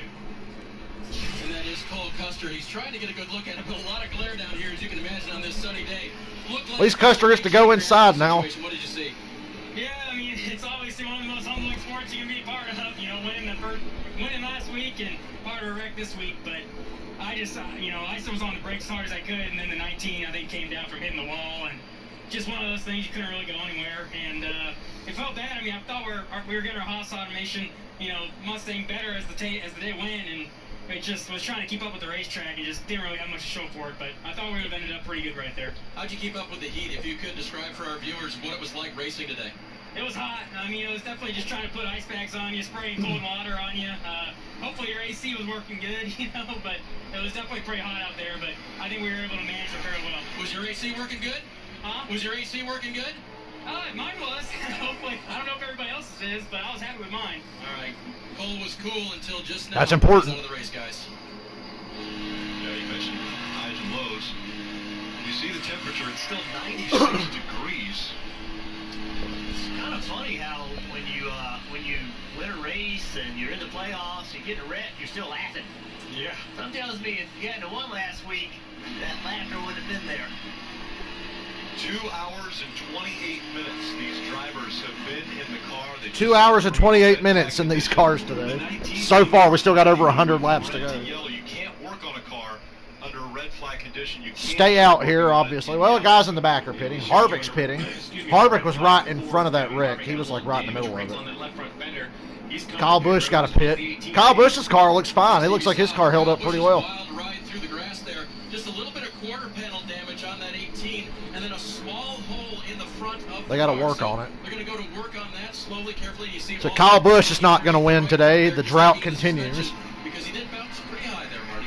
You see Kurt Busch, they were working on that right front as you saw it, trying to make sure that damage was okay. They obviously were in the middle of that incident, making contact with the Tim car. And yeah, there was a long debate between Rodney Childers and Kevin Harvick. Initially, Rodney Childers said, I think our damage is fine. There's going to be no tire rub. And initially, afterwards, Kevin Harvick said, you know what, let's just come to pit road, make sure everything is Put 4 on it now and only change 2 the rest of the day at most. So this could still work out for Harvick. Kurt Busch has damage, yeah. Kurt Busch has right rear damage just on the fenders, though. Looks like his car held up pretty well. You've taken the penalty to come to pit road at this point. Just take some extra time. Make sure you understand where you are. The only thing I will remind everyone is if you were involved in the accident, you are on that damaged vehicle clock, so you don't want to let that expire, Marty. And 19 trying to finish up repairs here. You saw Blake Harris, the car chief, with the saw out. Remember Martinsville a couple years ago? He had that massive saw on pit road. That's the same guy. Hey, that right front kind of looks like the car Truex won Martinsville with this year. At this point, you're just in damage control with cars coming to the garage. You're just trying to get a couple of laps if you can. Even past a few cars, we can stay out there. You can stay out there for some points, and you ask yourself, well, what does that matter? You know, Mark Truex Jr. solidly in the playoffs. What do the points matter? Well, 2 things, Rick. There's points available for where you finish in the regular season, and you don't know when this is going to come handy in the playoffs. So let's go ahead and get some practice, see what we learn. We talk about that saw, that stuff that they've learned over time. So at this point, Truex is going to try to continue. They're working on the front end. Buscher's car looks fine. Junior, I don't expect the restarts to get calmer from here on out. Yeah, there is also just some pride in DNS. You know, for a team like that, repair their car, get back out on the track, keeps the morale going. No matter what gets thrown at them, they're going to continue to work hard. Look at these playoff points. Jimmy Johnson and Austin Dillon are tied for the last spot in the playoffs right now. Eric Jones 17 out, Reddick 24, Bubba Wallace 68 out. That's the bubble. William Byron's only 30 to the good, but he's still running. His car's not beat up too bad. We're going to restart with a, let's see, 111 laps to go. Keselowski's leading, Hamlin second, Chase Elliott third, Ryan Blaney fourth. Move up a few spots. Keselowski, leader of this race, he picked the bottom. Keselowski picked the inside lane. And yeah, the lights are going to go back on. Oh, they're waving off the start. Okay, we're going to restart with 110 laps to go. When the whole field doesn't pit, the other guys have penalties. We saw back there a minute on the onboards kind of jockeying for position. And NASCAR knows how important all these spots are. They're trying to get the lineup correct. You see 3 wide right here. Yeah. That's never a good sign on a restart.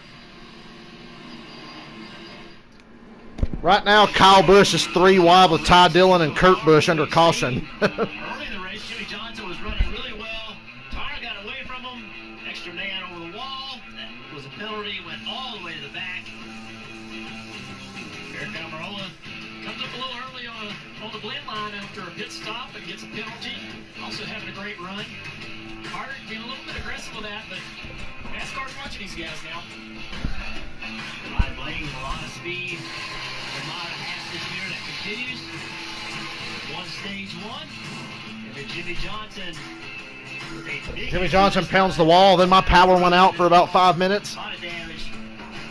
Jimmy man on the wall, just trying to get the car back on the track. Blaney wins stage 2. I had him pick to win that stage in my fantasy, so easy 10 points for me there. Dale Jr.'s kicking ass in fantasy NASCAR this year. Under caution, a red flag actually for this crash. 3 wide down the I'd still like somebody to explain to me why this wreck had to be a red flag. Flipping to 19. I'd really like to know. Race cars here back in the back. Harder contact for Truex to the outside wall, but he says he's okay. They take through the infield. It looks like he's going to be okay to continue. There's Cole Custer. And then you can see the safety workers passing out bottles of water. All right, restart. 110 laps to go. Chase Elliott and Ryan Blaney are my only hopes. Which my pick, Eric Almirola's in 5th. God, Brad got a great restart. Wow, Brad just smoked Denny Hamlin. Yeah, Brad's got the lead. He's checking out already. Blaney's looking to go 3 wide in the middle of Hamlin and Elliott.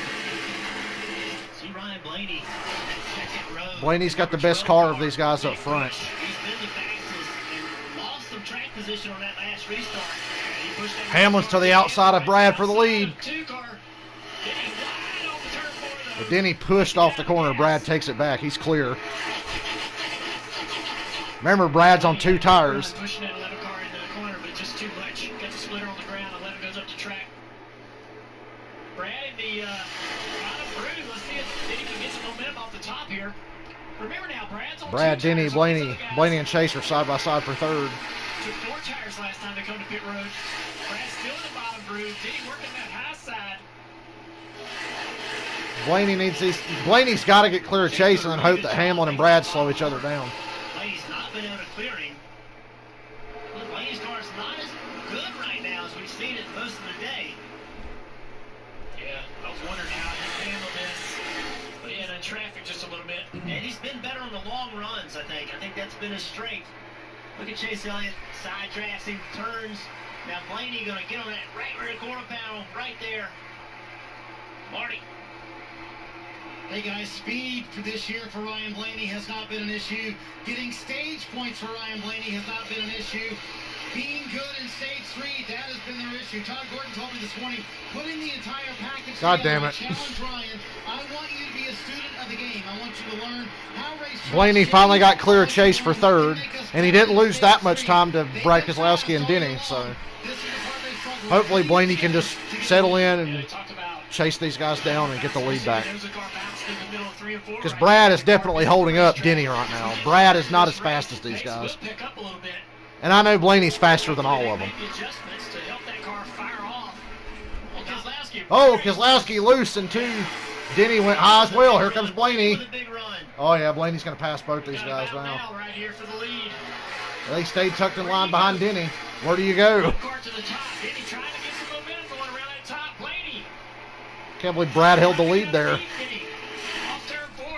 So difficult when you're Denny Hamlin right here because you don't know where Brad Keselowski's going to go. You want to go where he's not. Brad goes in the middle. You don't want to go too damn high, though. We've seen that today. Further up the racetrack, Blaney trying to make the bottom work. Blaney just needs to keep digging away on the bottom. There's clean air on the bottom because Brad and Denny keep moving up in 1 and 2 anyway. Right now, They're running low in 3 and 4, and they're moving up in 1 and 2. Blaney's low around the entire racetrack. Maybe he needs to try high in 3 and 4. Gets a little bit of a draft. Denny pulls out behind the 2 to try not to push him because that bubble's still there that we talk about on the plate races. You can't push that car away from you down a straightaway. So Denny's smart to get out from behind that. Wow, we got a 3-car battle for the lead at Texas. Just a reminder that 2-car Ben Keselowski, the last stop, just 2 left side tires was all they changed. Everyone behind. Oh, Denny got to his inside. Here comes Denny for the lead. Stay on him, Brad. This will help Blaney out if Brad can stay with him. Big side draft down the front. Here comes Blaney. Here comes Blaney. And now he's to Hamlin's outside. But he just didn't make it work. Now he's going to be fighting not only for the lead. Stay in it, Blaney. Oh, damn it. Blaney got loose off of... goddamn dirty air. Come on, Brad. Don't let Hamlin get clear. No. No. No, Hamlin didn't get clear. Here comes Logano and Elliott. Now the whole top 5's on top of each other. Oh, fuck that. Oh, Hamlin. Hold it. Woo! Hamlin sideways off of 2. I thought he was going to wipe out. Sends that thing into 3. He's clear. He got it. He's clear. Denny to the lead. 101 laps to go. Denny Hamlin's leading. Now the whole top 10 is on top of each other. All the way back to Harvick and Almirola.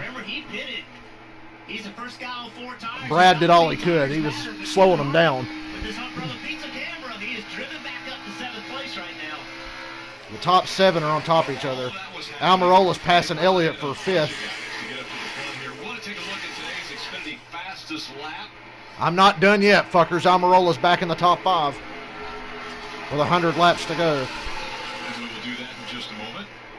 Blaney got by Keselowski for 2nd. I think Brad let Blaney go. I think he's letting him go. So Blaney to 2nd. Around the 2 car for 2nd place. Now see if Blaney can get up here and put pressure on Denny. Just how good is Denny's car? Unfortunately, Logano's 4th. Hopefully not for long, because Almirola's coming. He's fast. The racetrack to the middle of 3 and 4. Watching that splitter and that jump car bounce across the racetrack. But down here, it's going to be helping him. Blaney running wide in 1 and 2. Hamlin's right on the bottom. This will help Blaney get runs down the back. He's just got to build and build. Now Blaney goes low in 3 and 4. Gets tight. He got tight there. He lost the nose on the car. Hamlin's going to pull away a little bit off of 4. That shows you just how many bumps there are through turns 3 and 4. All right, I do still want to take a look at today's Xfinity fastest lap as we see Hamlin has posted that fast lap as he's out front now. 182.186 miles per hour. Logano passes Keselowski for 3rd. Keselowski's starting to drop back. And here comes Almirola. Blaney got a big run off of 4 that time. He's on Hamlin's bumper. You just said Almirola. He is slowly working himself back up. This has not been... Blaney's under Hamlin for the lead. Here comes Blaney. Yes! Go Blaney.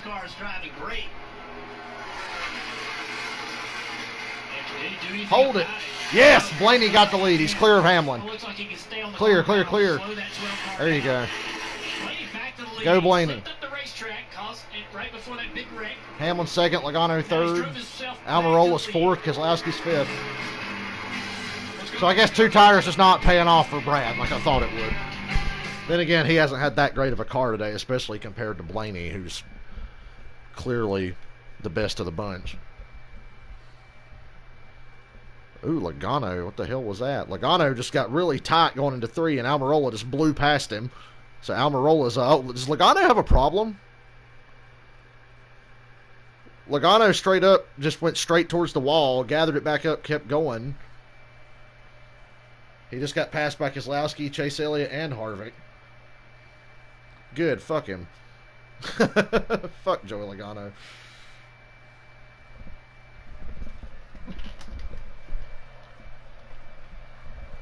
He held off Harvick, though.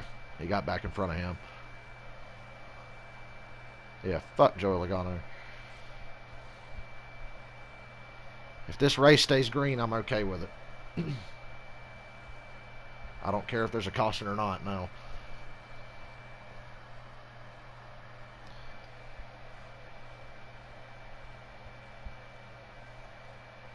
Good God, Logano. Blocking Harvick all the way to the apron going into 3. Harvick still got the spot. Logano and his blocking, I swear. Worse than anybody. Grab him by his stupid long neck and just fucking choke the shit out of him. And rip the few remaining hairs he has on the front of his head left.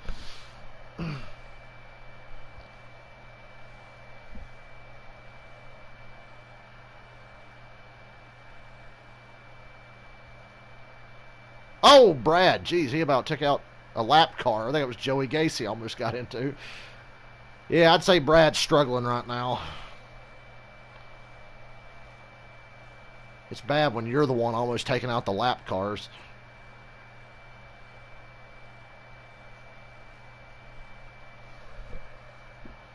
Usually they're getting in your way. Brad's so bad he's getting in the lap car's way.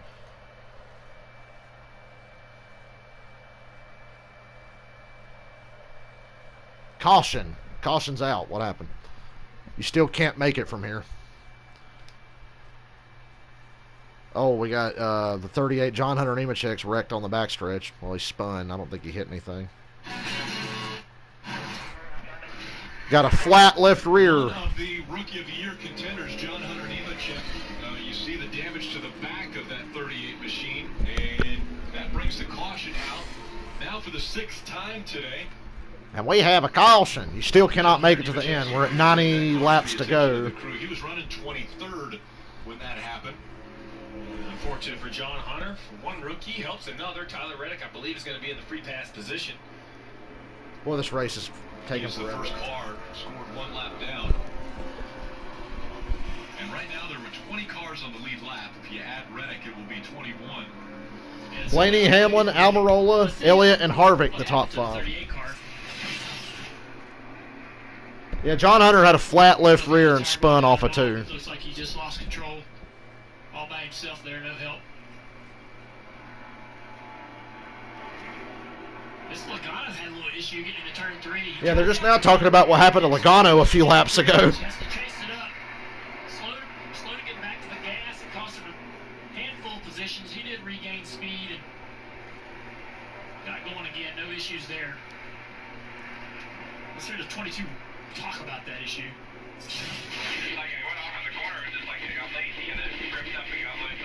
Well, it's a damn shame you didn't hit the wall, Joey. Joey Logano and the wall are my favorite couple. Getting into 3, you can't get really loose into that corner. So you just got a surprise. It's going to be interesting to see who pits and who doesn't pit. Harvick. Stay out. New tires drove right back into the top 5, but they kind of Stay out. You know, so I think new tires help if you're in the back half of the field, but I wouldn't pit from the front row. We'll see what the 12 and the 11 Stay out. for this track position. Are they going to give it up? The 12 stays out. The 11's going to follow. Harvick and Logano, Keselowski, Kurt Busch, and Jones pit. He drug everyone behind him on the lead lap. That's the most important part. Yeah. To be at the front of that break, Dave. Everybody in the top 5 except Harvick stayed out. Said that 2 car was just loose enough so that the other guys could pressure him. So he gets Brad desperately needed to pit, so I'm not surprised to see him pit. Kevin Harvick coming down pit road. He said the car just loses the nose for the first few laps, but it's still just too tight for him overall. You see the call there for Paul Wolf, fuel only for Joey Logano, kind of putting them in maybe a little bit of an interesting window. But 4 fresh Goodyear tires for Kevin Harvick and that race team who's been struggling with a tight car all afternoon. Steve, they still can't get all the way to the end, though. 89 laps to do. Yep, you still got to pit one more time. Shorter pit stop later. So, I think Blaney's got him covered. Unless Almirola has something for him. I think Almirola's got something for him, though. If after all this, Almirola still wins, I'll look like a genius.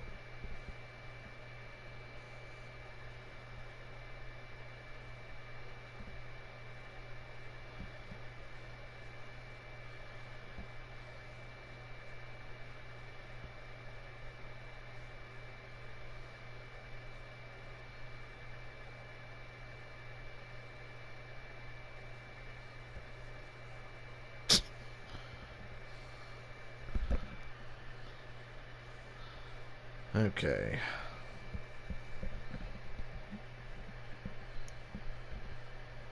Hey, Almirola's not done. He's third right now. But Blaney's clearly the man. No doubt about it. The only way Hamlin or Keselowski or somebody like that's going to win is to steal it on strategy. They're not going to be able to just straight up win it.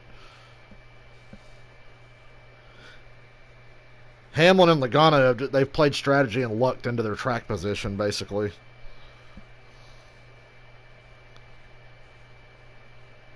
But Logano just gave up some of his because he pitted with all those guys that just were on pit road.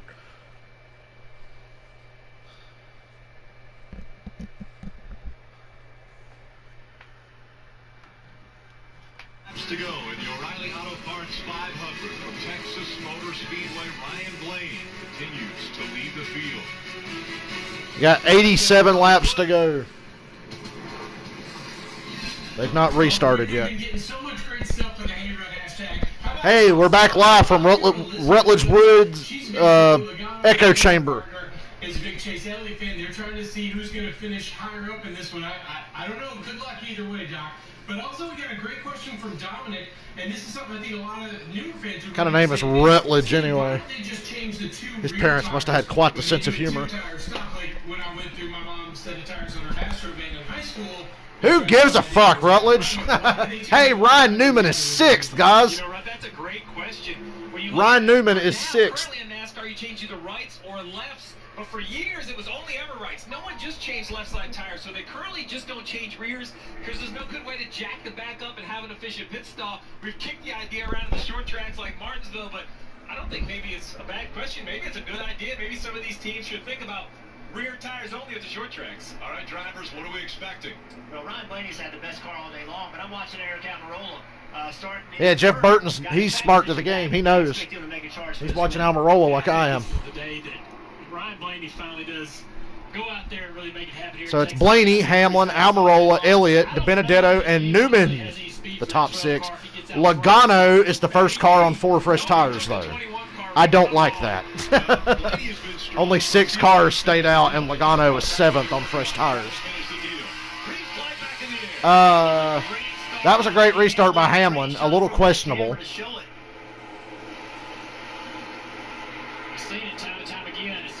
Hamlin and Blaney side by side in 1 for the lead. Oh, Almirola loose, and DiBenedetto drives right under him, right through him.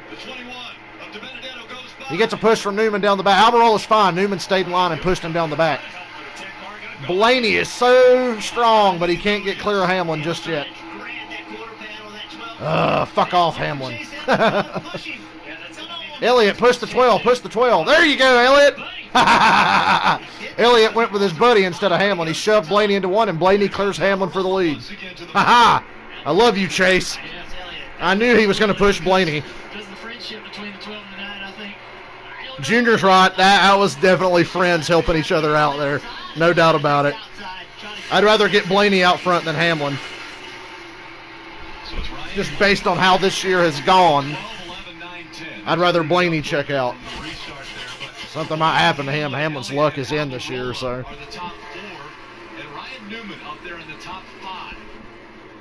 Hamlin's making a run back at Blaney, but oh, Ty Dillon crash. Turn 2, Ty Dillon and William Byron. Oh man, these cautions are just really helping Joey Logano. Oh, there it is. William Byron. William Byron and Ty Dillon. What the hell happened? William on the outside of the 13. Ty Dillon drove in too deep, got loose, and took out Byron and himself. Plastic Spoon has no talent. Williams going to hit the fence, 13 into the wall. The Plastic Spoon wreck. William Byron is one of those drivers we've talked about multiple times. 15th in points coming into. Yeah, Byron's on the playoff bubble, so this is not good for him.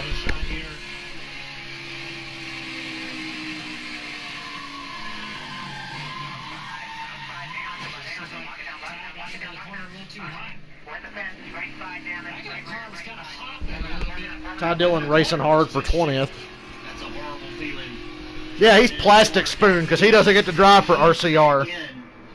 Austin Dillon Silver Spoon, he gets to drive for I thought RCR. 1 and 2 was flatter or smoother than 3 and 4, but it did look like the 13 was bouncing as it entered turn 1. You can see Ty Dillon's got his hand out the window saying, hey, man, I'm sorry.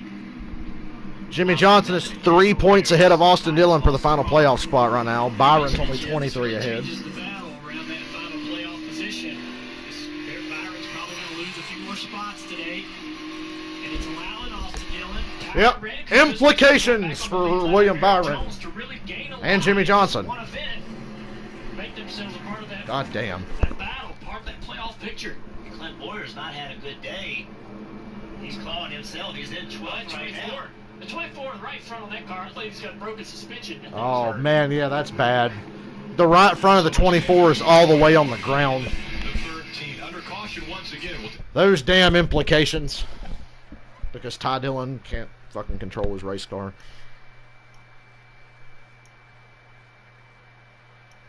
Bubba was like 20th last time I saw. He's on the lead lap, I'm pretty sure. He's been on the lead lap all day, I think. Which is an accomplishment for that team, I guess, especially at a place like Texas. He's going to get a decent finish out of this because a lot of good cars have wiped out, so he's going to Danica his way to a good finish.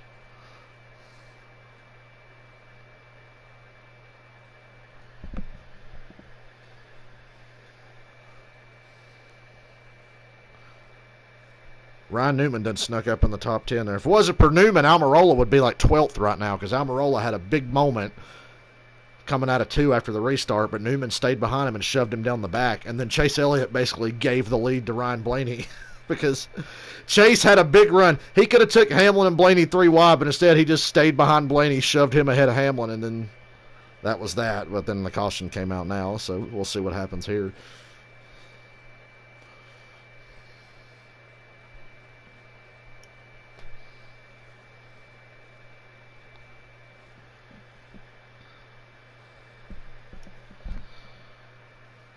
Should have went to the bathroom because I don't know how many more cautions we're going to get. I gotta pee. Should I start wearing diapers or a catheter when I stream? And Boyer's got front end damage. What the hell's that from? And is that a leaf blower that they're blowing on the driver right now?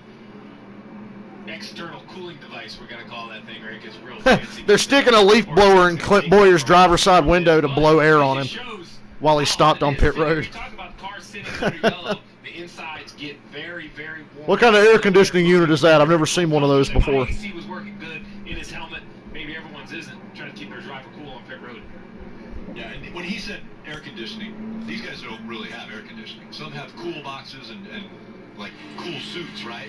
Yeah, well, so you see right here, you see 140 degrees. And what we're talking about air conditioning is this hose right here at the top of his helmet. So air conditioning is a relative. Man, this is a long fucking race. It's like 20 after 6 almost. That takes in ambient air and cools it 10, 12, maybe 15 degrees, and more importantly, filters it.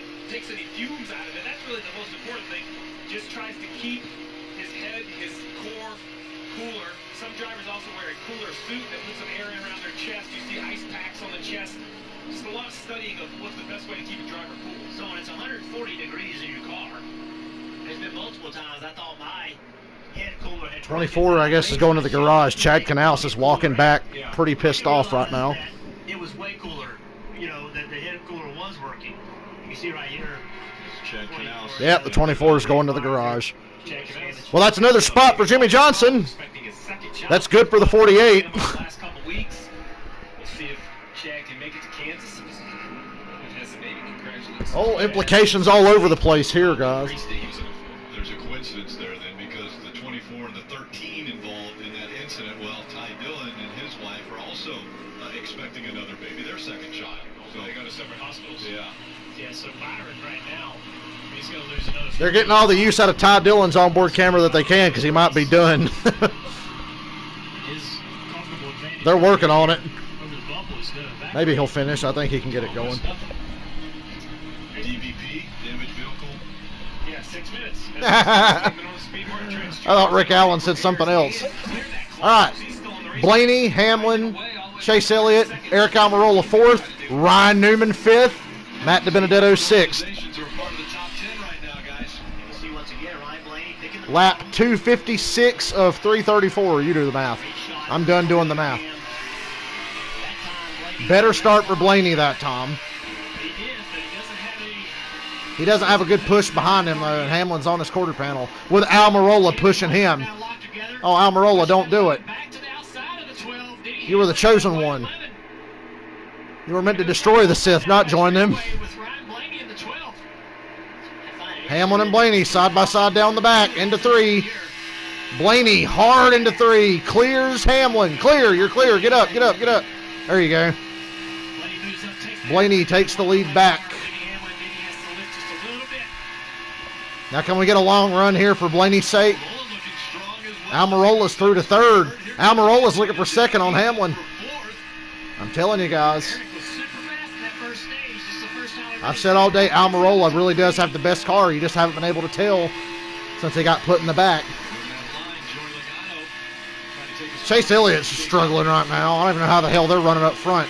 They were terrible at the start of this race, and I still don't think they're very good. I think he had Chase clear, but then Matty D had trouble in front of him, and he couldn't pull up because Matt had gotten slow. Blaney, Hamlin, Almirola. Now it cost him that spot.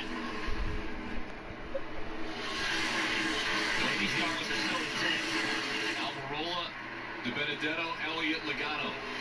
Blaney better hope Hamlin can hold off Almirola. How about this run for Chase Elliott? 38th to 5th with this race team, and they've done it on speed and a little bit of strategy as well at what they say is one of their worst racetracks at Texas. In fact, they only lasted 10 laps here in the playoffs last year. For the first time since March, Alan Gustafson went to the shop this week. Bubba's 15th. Bubba Wallace is 15th now. Yeah, that's a pretty good day. And that's great for the base count. What we need Corey LaJoy, 17th. Pretty good. getting this car ready for Texas, and they certainly answered the bell today. You know, it's been a fascinating conversation. You see a little wiggle out of the 22. I've been talking to the crew chiefs of all the big Wow, DiBenedetto's passing Almirola for 3rd. Wow. I thought Almirola was going to hawk these guys down. I guess I was wrong. Okay, everybody in that top 5 is great except for Logano and Hamlin. Logano's 5th. Those other teams found a way to get their crew chiefs in the shop to see the organization, to see the race cars. Hendrick was unable to do that until this week. I actually think that hurt Hendrick a little bit. Those crew chiefs need to get in there and see those cars. We'll see if it helps the organization moving forward. Steve, nice run today for that red and white Wood Brothers car of Matt DiBenedetto. Doesn't get the spot from Eric Almirola. Almirola holds off DiBenedetto for 3rd. Almirola must have had like a bad lap and it let DiBenedetto catch him because now he's driving away from him again. A lot of guys were gassed after Martinsville, and Matt got out of the race car, looked like he was ready to go to dinner. So Matt DiBenedetto hanging in there on a top 5 run today. Yeah, DiBenedetto's probably the most fit driver in the garage besides Jimmy Johnson. Almirola's in pretty good shape too. When you normally run 15th or 20th, you try to look 5 spots ahead. When you start running inside the top 5, you can't look at the leader or the second place guy and try to adjust your car off him. You gotta just worry about you, your car, and how it can be better. And that's what Matt said. Matt told us you need to focus on your day. Boy, Almirola gets top coming out of 4. That's how DiBenedetto keeps getting these runs at him. Kurt Busch trying to block Harvick for 7th, or 8th, excuse me. Harvick's too fast for him. 72 laps to go. Now my focus almost ended up on winning races more than what the best my car can give me, as we saw Big Wiggle there out of the 1 of Kurt Busch. Big Wiggle. Hashtag Big Wiggle. The Wood Brothers, 99 wins, trying to get their 100th. What a cool day that would be.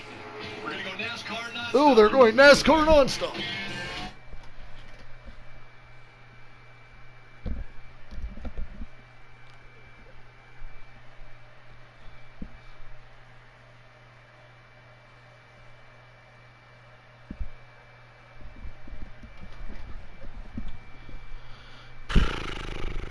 Looks like this is how it's going to be without a caution.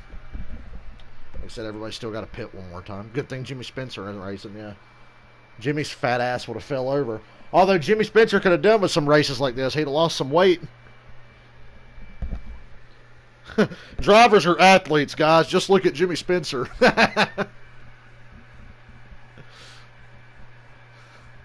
Jimmy Spencer, that's a physical specimen there. Tony Stewart was no slouch either.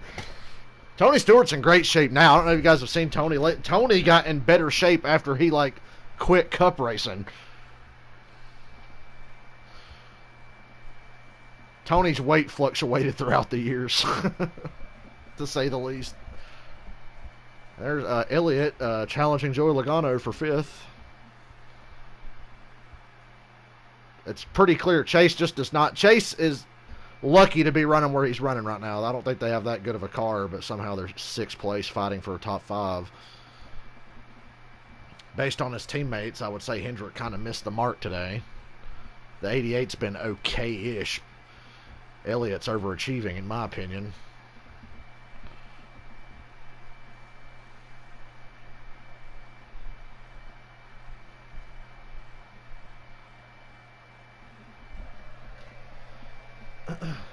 Jimmy Johnson, after all those wrecks, has made his way up to 31st. He was like 38th after his accident, but he's up to 31st, and I think he's got the chance to gain more spots.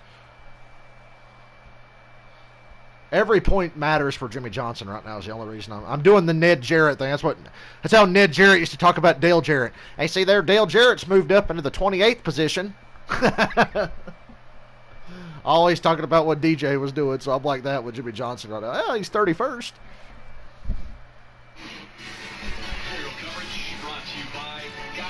Blaney's got a nice gap on Denny Hamlin right now. Blaney needs to win at Texas. This is like his best track he hasn't won at besides Kansas.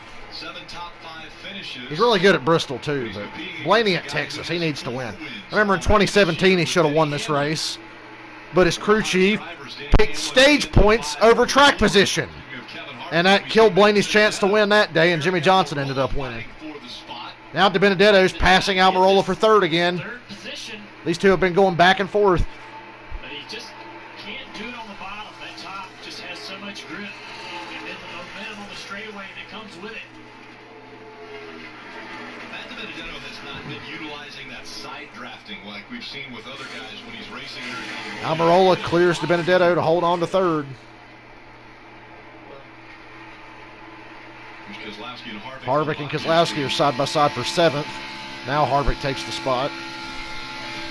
64 laps to go. Brad just kind of gave that spot up. Knew he was faster. Harvick's running some impressive laps. We're almost in the window to pit and make it to the end. Did you guys notice the 51 still has the sponsor logo on the side door? I think that's literally just their car from the Open. From the Open at Bristol Wednesday night, and they brought it here to run at Texas. Here comes Logano into 22 as well. Dave. Remember, we started our day with Austin Dillon talking to us about how the heat would affect him today. He said it'll be hot for sure, but I'll be able to handle it. And on that last stop, they just took 2 left side tires, and the speed has really been there for Dillon. The 3 car having a nice run today, currently 12th, Rick. Yeah, Dillon and Reddick have been fighting both with Richard Childress Racing. They've been fighting back. Jimmy Johnson is 9 points ahead of Austin Dillon for the final playoff spot right now. William Byron only 12 to the good. He was like 22 before his wreck. Now he's only 12 to the good.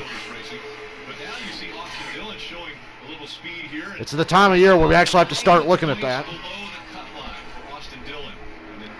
Austin Dillon's 9 points out. Tyler Reddick 22 out. Eric Jones 24 out. And then Bubba 73 out. Why do these guys fix the cars? Why are they fixing the 19 car to go out there and run laps with Jimmy Johnson? These guys fix their car. They're out there racing with the... Cole Custer winning totally jacked all this up. And it really put Austin Dillon and Jimmy Johnson in a bad spot. Jimmy Johnson's gained several spots in the duration of this race. 5 to 6 positions. Each spot is worth a point. He would not have gotten it. They pulled off the racetrack. Ryan Blaney pulling away even further now, over a second and a half. 60 laps to go this time. You can make it from here. We are in the window to make it to the end. 6 of those. So they've had the speed. And what this team is hoping is just no problems, right? They just want this race to end with no problems. They have the fastest car, but that's not how these things happen, is it, Steve? You never know what's going to happen.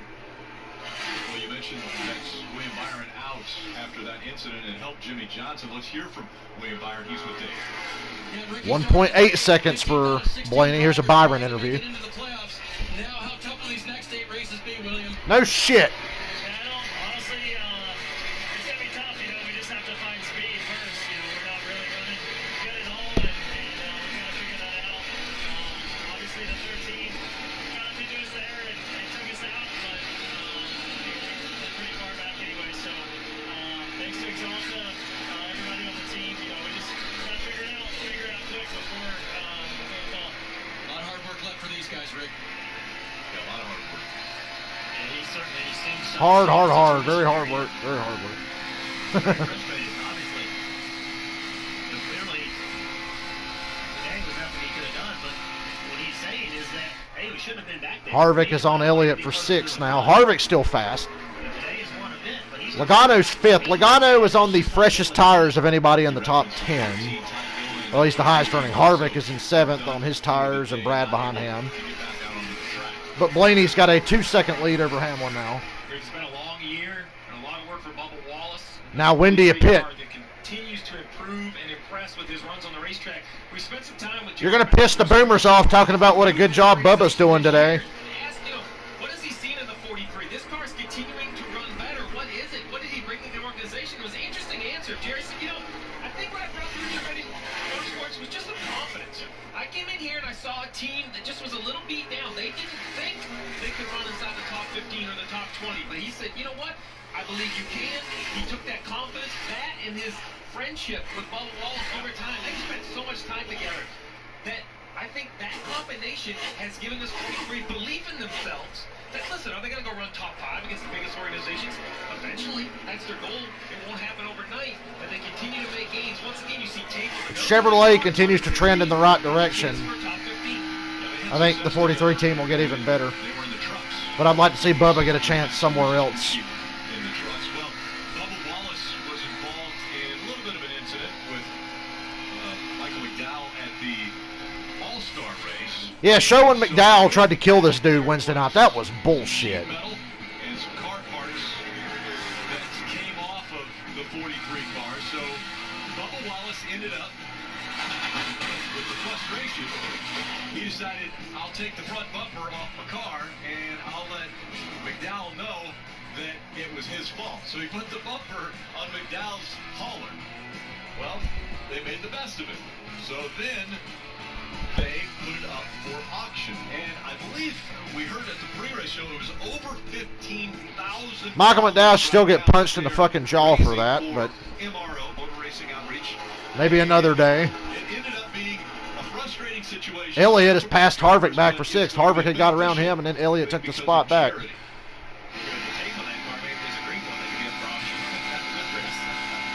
53 laps to go. We're getting there. It's 6:32 on the East Coast. Michael McGregson, yeah.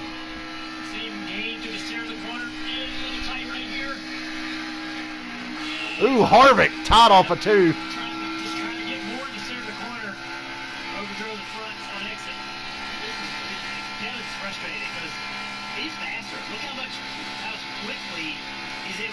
Dirty air, people, dirty air. It's the story of the day. How the fuck is Martin Truex still running? You see that car? Let's go through the field. We'll start with Marty Snyder. Ooh, is it time for a through the field? Pit stops are coming anytime now. You know, some guys are going to try to stay out and go as long as they can and maybe catch a caution, so this thing's far from over.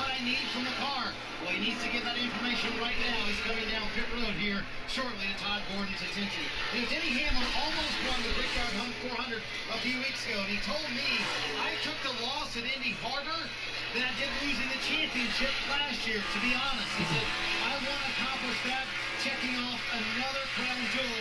He told me it was heartbreaking, but Chris Gabehart told him, Dave, there's so much to look forward to with this team, it's not worth looking back. A win or a run like today, very helpful to the 11 team. Quick review of Eric Almirola's day. He started on the pole, but had a 50 laps to go. sent him multiple laps down. Jimmy Johnson's up to 30th. He was 31st. He just passed Truex for 30th. That's another point for Jimmy Johnson. Still need that adjustment when he comes to pit Very important. Just think of the points he lost not being able to race at Indianapolis. When I talked to Greg Irwin about what this driver is doing with this car, he said he's gaining confidence, including Wednesday at Bristol, when they raced this car into the All-Star race in the open. He said that was a boost, and we took advantage of it today. Marty? Hey, Joey Logano has admitted heavy struggle at the bigger tracks this year, so they went kind of back. You know, sitting in the front stretch grandstands wouldn't be that bad. They're completely shaded.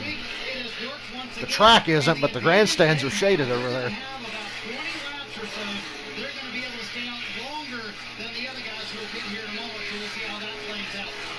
I'm sure Joey will get the caution that he needs. Kentucky,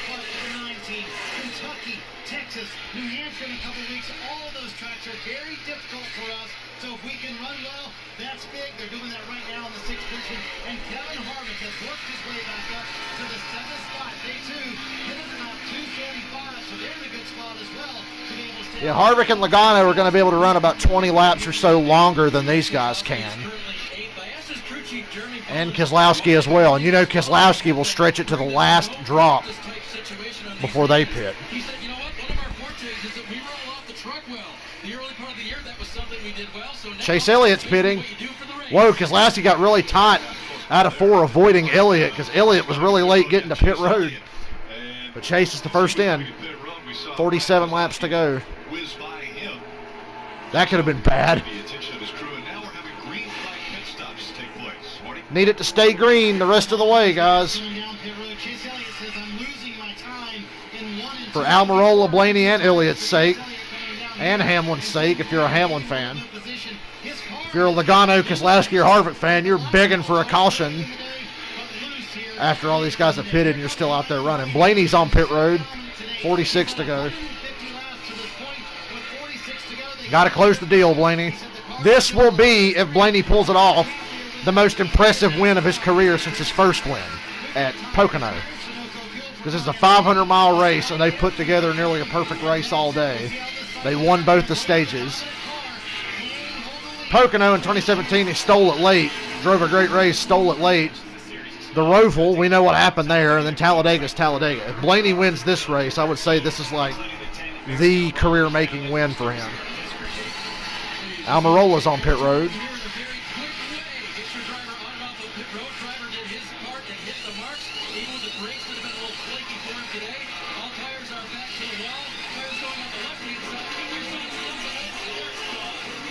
Hamlin to pit road.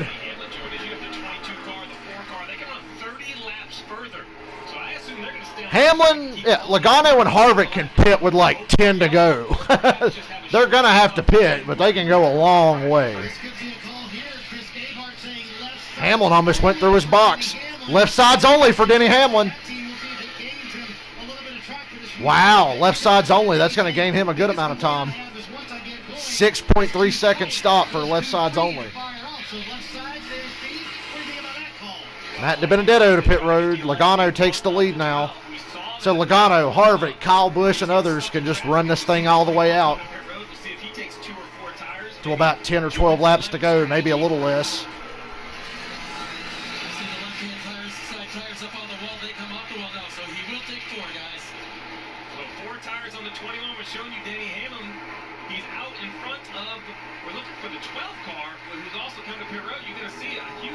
Wow, Hamlin's going to have it. Wow.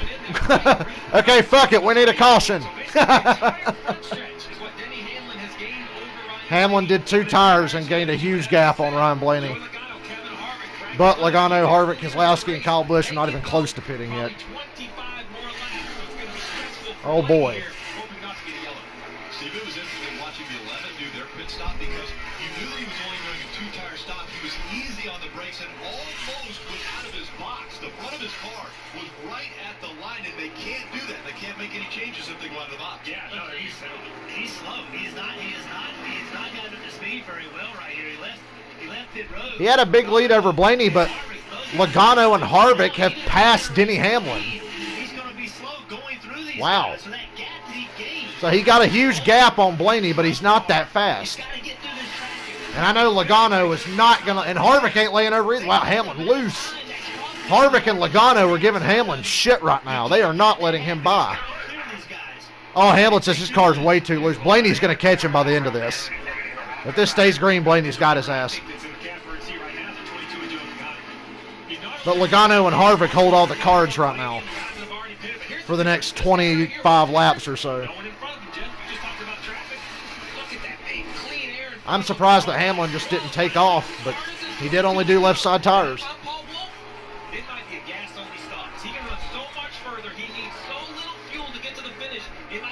Hamlin's dropping back towards Ryan Blaney.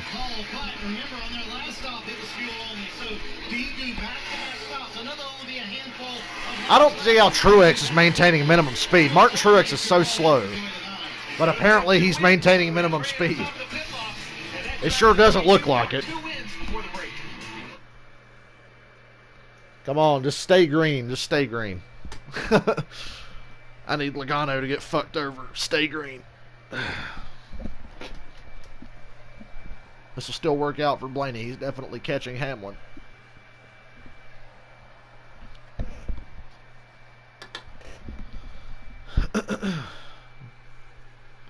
Yeah, Hamlin's handling has gone away on just 2 left side tires.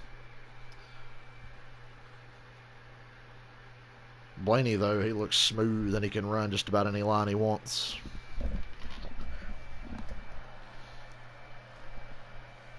You know, as far as Texas races go, this one's been okay. I've not really been bored today. Last week was like soul-crushingly boring until about 30 to go.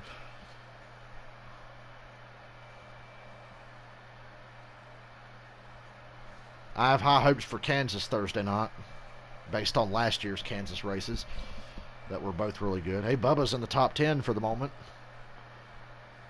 I don't know what strategy he's on. I'm pretty sure he's probably on the same strategy as Logano, Harvick, and Kyle Busch and Keselowski.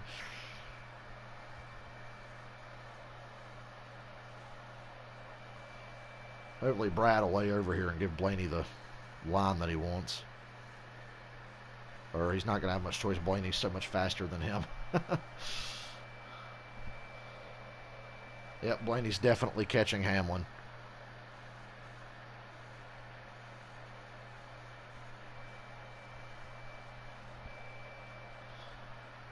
We're on lap 300. We got 34 to go next time.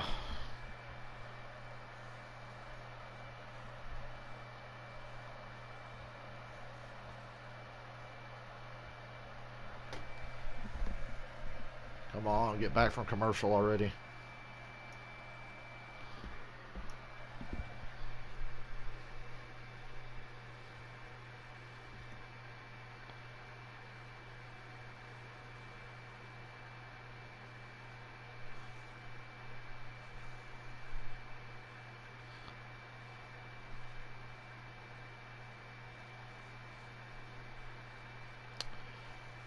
There's Hamlin.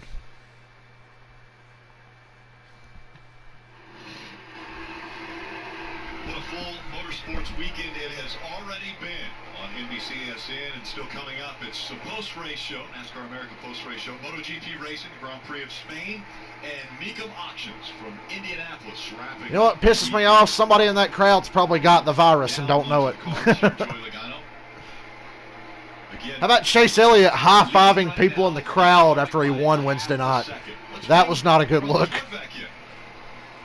I'm surprised he didn't get at least fined for that. Hey, Rutledge Wood in his echo chamber. 32 laps to go. I just need it to stay green. Stay green.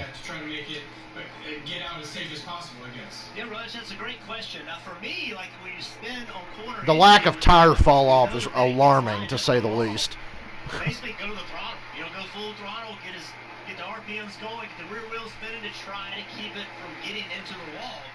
That's about all you can do. But typically when you spin, I like Kyle Busch's tire tracks through the infield grass there from his little excursion earlier today.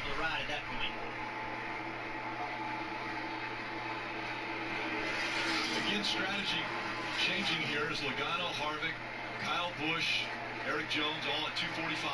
Yeah, exactly, Rick. So you look on the left side of your screen, 245. Look at Hamlin all the way down in 15th, lap 290. Behind him, Blaney, lap 288. Almirola, lap 289. Those are the three drivers we know without. It's going to be Blaney, Almirola, DiBenedetto, and Hamlin if this cycles through. We need it to stay green desperately. The fate of the universe depends on it. The question is when and for how long? Are we looking at right sides, left sides, no tires as a fuel only? And then it's all about managing traffic. We've seen that before. Oh, man. Who gets the traffic better right now? Ooh, Harvick under Logano for the lead. Logano ran up on Corey LaJoie and lost the nose of the car, and Harvick just blew by. Lead change. Or maybe not. Logano's... Oh, fuck! Caution! Fucking son of a bitch! Son of a bitch! Quinn Houff just crashed off of turn 4. Fuck! Son of a bitch! This has completely screwed this race. Blaney, Hamlin, DiBenedetto, Almirola, they're fucked. They're lapped down. They're going to have to take the wave around. Fucking A. Are you serious right now? Elliott's fucked too. What the fuck happened? Oh, he's going to pit road and he just totally clobbered the 95. Idiot! And he wrecked Matt DiBenedetto. Are you kidding me? Quinn Houff is a fucking idiot. He is the worst driver on this racetrack. He is fucking horrible. He does this kind of stupid shit all the time. This is some J.J. Yaley level shit right here. He's coming to pit road and doesn't even look to see who's behind him. He just stops in the middle of the racetrack and turns left right into Christopher Bell. And took out DiBenedetto as well. What an idiot. And he just totally killed this race. Every week with this guy. It's a lot of damage on the 21 car. Fucking loser. Why is he on the track? You fired Landon Castle for this? Now fucking Harvick and Logano is going to win the race.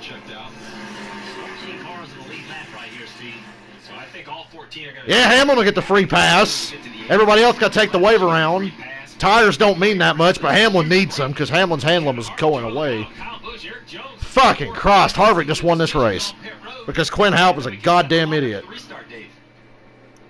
Fuck.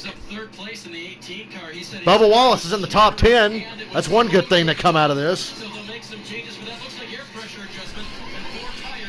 Quinn Houff should not be in the Cup Series, period.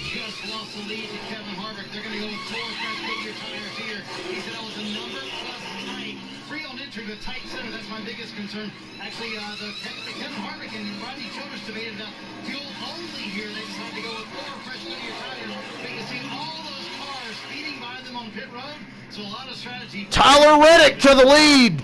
Tyler Reddick, Austin Dillon, Kurt Busch third. Tyler Reddick on no tires. Austin Dillon and Kurt Busch take 2. Wow. Hey, I'm telling you, we know Tyler Reddick can drive his ass off.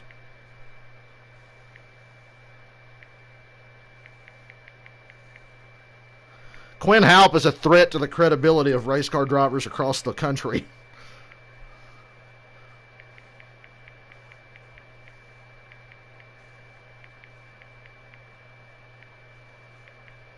This race has been completely turned upside down now.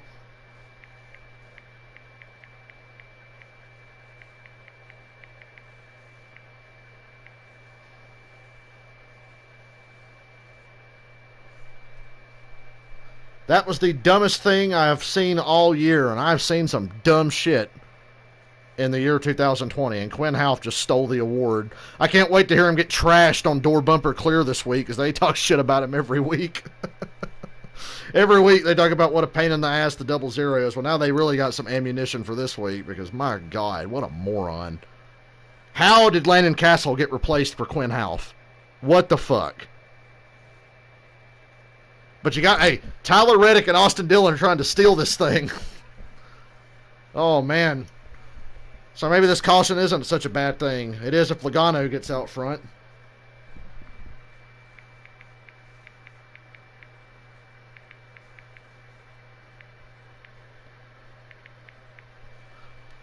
It's going to be a sprint to the finish of the O'Reilly Auto Parts 500. Only 25 laps to go. They come back by the start-finish line. And guys, a lot of things have changed. This here. is interesting. All right, so look at the left side. Reddick, Austin Dillon, and Kurt Busch.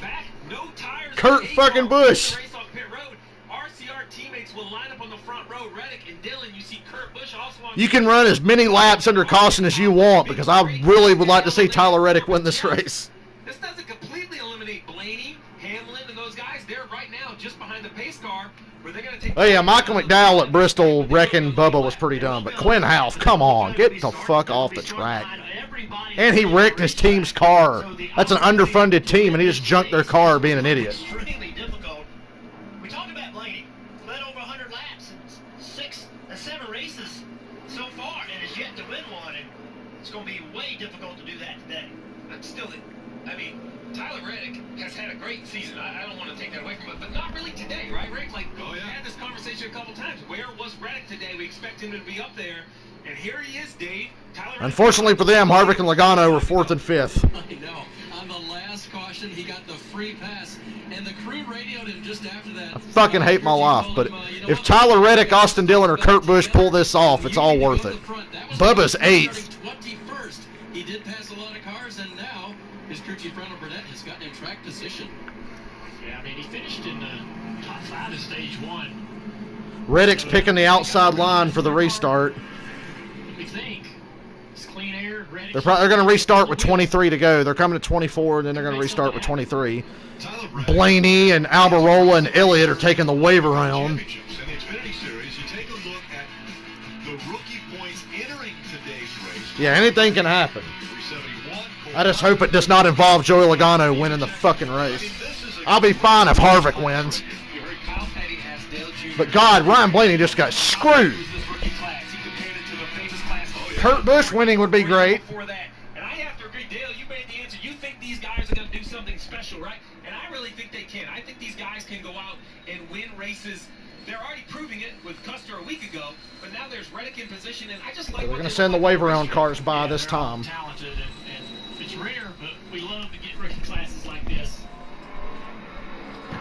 So we saw what happened with Cole Custer, a rookie, won last week. It mixed up the points. Remember, if you win a race, you advance to the playoffs. Well, what if Austin Dillon, who's 17th in points, behind the cut line, if Tyler Reddick behind the cut line of not making the playoffs, if they win this race, they immediately move in, and that moves somebody out. Jimmy Johnson. Yeah, that's another good point. Tyler Reddick is 22 points out of the playoffs. Austin Dillon is outside the playoffs right now. If Reddick wins, that bumps him in and moves everybody else back a spot. Well, we need this to happen for Kyle Busch to not make the playoffs. we need like 6 more different winners. We could get one of those 6 today. We're going to restart with 23 to go. I'm excited. It comes down to who gets the best push. Watch that third row. The second and third row has a great deal to do with these restarts. Unfortunately, Logano's ahead of Harvick on fresher tires than all these guys. But Logano's car's been fighting tight all day. Logano loses the nose of his car going into the corner a lot. I'm hoping that happens here. We know he's definitely faster than the 3 and the 8 and Kurt Busch. Blaney and Hamlin are just hoping for a ridiculous amount of cautions at this point.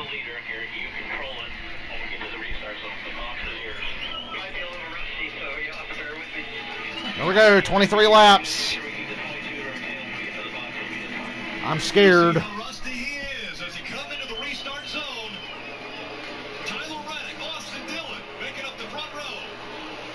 Logano's got a good launch on the outside with Reddick, unfortunately.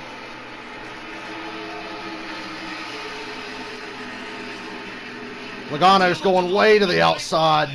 Austin Dillon to the lead. He clears Reddick off of 2. Oh, boy. And Logano's third. Here comes Logano. Logano's going to blow these fucking guys' doors off. Oh, no. Logano loose off a 4. He can't gather it up. Come on, Kyle. Come on, Kyle Busch. If Kyle Busch gets in front of Logano, I'll be okay.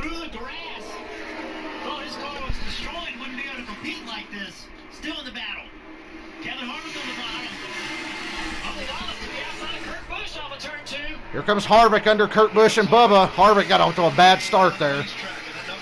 Austin Dillon's driving away. Kyle Busch is catching Logano for third. That's all I care about. I don't want Logano to win. I don't care who else wins. Kyle Busch to third. Yes, go Kyle, go. Austin Dillon and Tyler Reddick are going to battle. Reddick got loose. Dude, Austin Dillon's checking out. This is unbelievable. Oh, Logano passed Kyle Busch back for third. God damn it. Stay green. Stay green. I don't care what happens.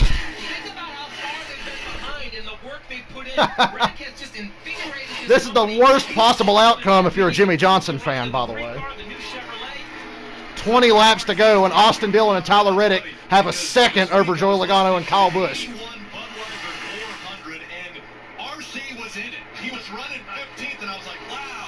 Jimmy Johnson's up to 27th. That's a few more points for Jimmy Johnson, but the bad news for him is that Austin Dillon and Tyler Reddick are leading the race. 19 laps to go. Come on, baby. I never thought I'd be cheering for Austin Dillon, but here I am. Kyle Busch and Logano and Harvick are fighting hard for third. Reddick is drifting back towards them. Busch has to get by Logano. He has to. And Harvick's caught both of them. Oh, Harvick loose into 3. Harvick was sliding into turn 3. Austin Dillon's going to win this race if it stays green. This is unbelievable.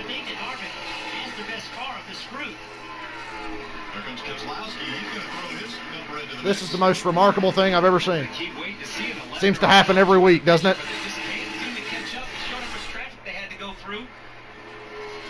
Kyle Busch still can't get by Logano. Harvick is faster than Busch and Logano.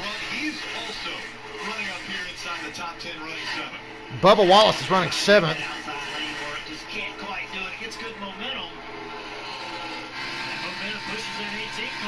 Here comes Kyle Busch back to the inside of Logano again.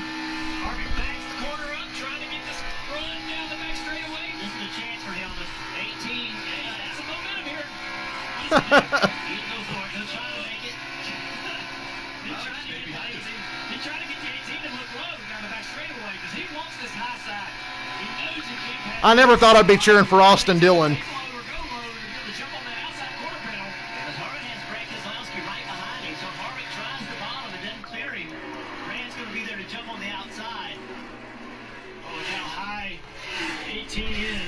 God damn it, now Keselowski, Harvick, and... Oh, we got a wreck. Denny Hamlin. Fuck! I did not want to see a caution. God damn it. Now Logano's definitely going to fucking win. Austin Dillon was gone. Hamlin and Bowman wrecked in turn 2. Look at the right side damage to Denny Hamlin. That's not what Austin Dillon wanted to see. Ah, come on. Now Logano's definitely going to win. He was also involved in this. Shit. They were 11th and 13th. You see 88 trying to figure out how much damage he has. And the 88's got huge damage. Another HMS car with some big right front suspension damage. God damn it. He's not going to be able to... Now fucking Logano's going to win. He's not going to be able to finish the race, I don't believe, with that right front suspension broken. Let's take a look. Denny right behind the 88, getting down in the corner. Denny busted his ass and took out the 88 with him. Denny got loose, corrects the car into the side of Austin, or I'm sorry, Alex. Alex locks it all up, hard in the outside wall. Not been a good day for... You know Logano's going to fucking win Hendrick. now. 3 of the 4 cars had issues today. Let's watch on board. Show you the camera. Denny Hamlin. Denny dropping down there right there. He's loose. Very...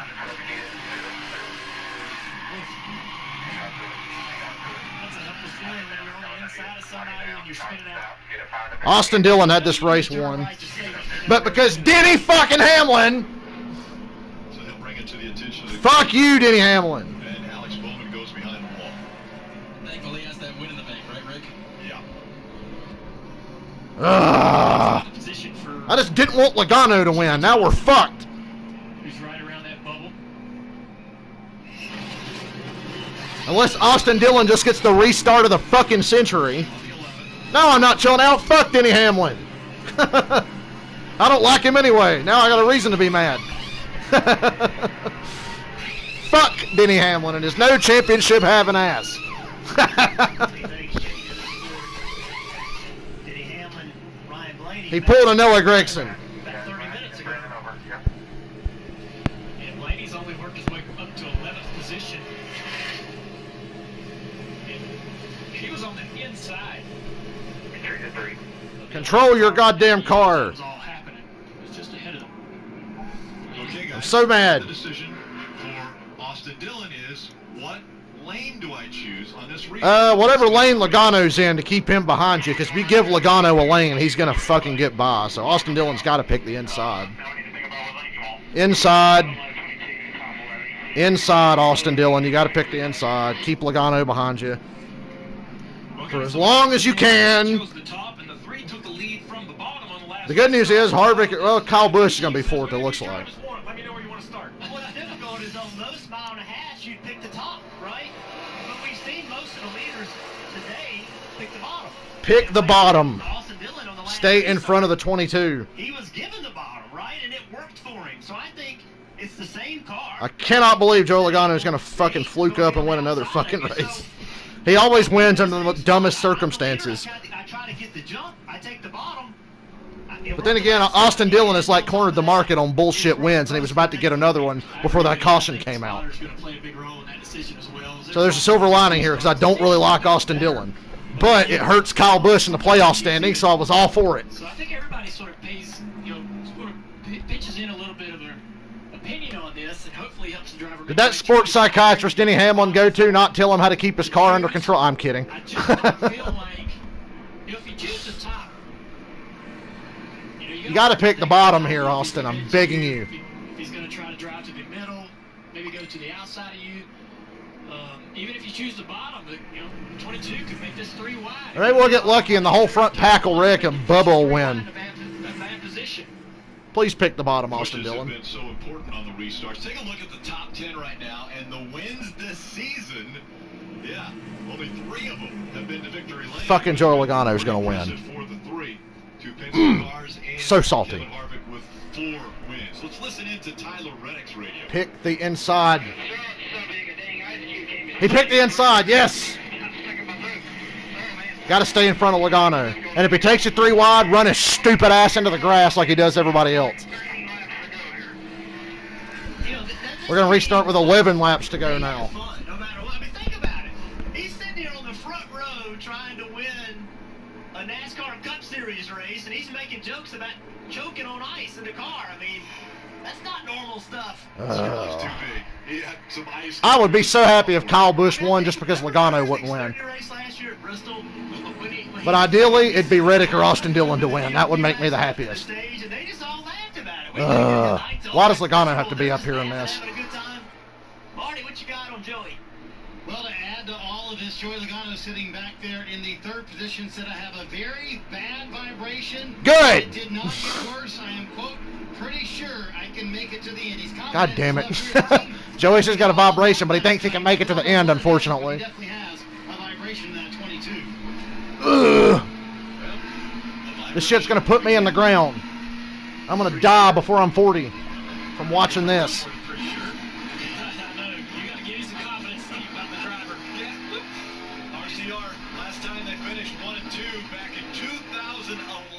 God, fuck my life. Never thought I'd say this, but Austin Dillon, I'm begging you. He spun the tires a little bit. Both of them spun the tires. Protect the bottom, Joey's going to take you 3 wide. They're both getting equal pushes. Joey Logano pushing Dillon. Damn, Logano's car is loose. Come on, Kyle Busch, get around Logano. Get around Logano. Go, Kyle Busch, go. Go, Kyle Busch. He's clear of Logano. Logano's going to drive it deep into 3, though. I hope it doesn't stick. Hope it doesn't stick. Fuck you. Fuck you. Dillon and Reddick are side by side for the lead, but I'm watching 3rd more than anything. Reddick led that lap. Oh, man. Austin Dillon's able to drive a little bit deeper than Reddick. He takes the lead back. Austin Dillon back to the lead. Kyle Busch under Logano for 3rd. That's what I want to see, baby. Let's go, Kyle. Go, Kyle. Go. Yes, finally. Fuck him. 9 laps to go. Austin Dillon's leading, but Kyle Busch might catch him by the end of this. Kyle Busch is really fast right now. It's all about how fast can he get around Tyler Reddick. Clean air, baby. That's all you need. You only got 9 laps. At least Logano's not going to win now. Oh, my God. What the fuck, Bubba? Hold your line. Don't ruin this. Don't ruin this, Bubba. Pump the brakes, brother. 8 laps to go. Still Austin Dillon, Tyler Reddick, Kyle Busch right on top of each other.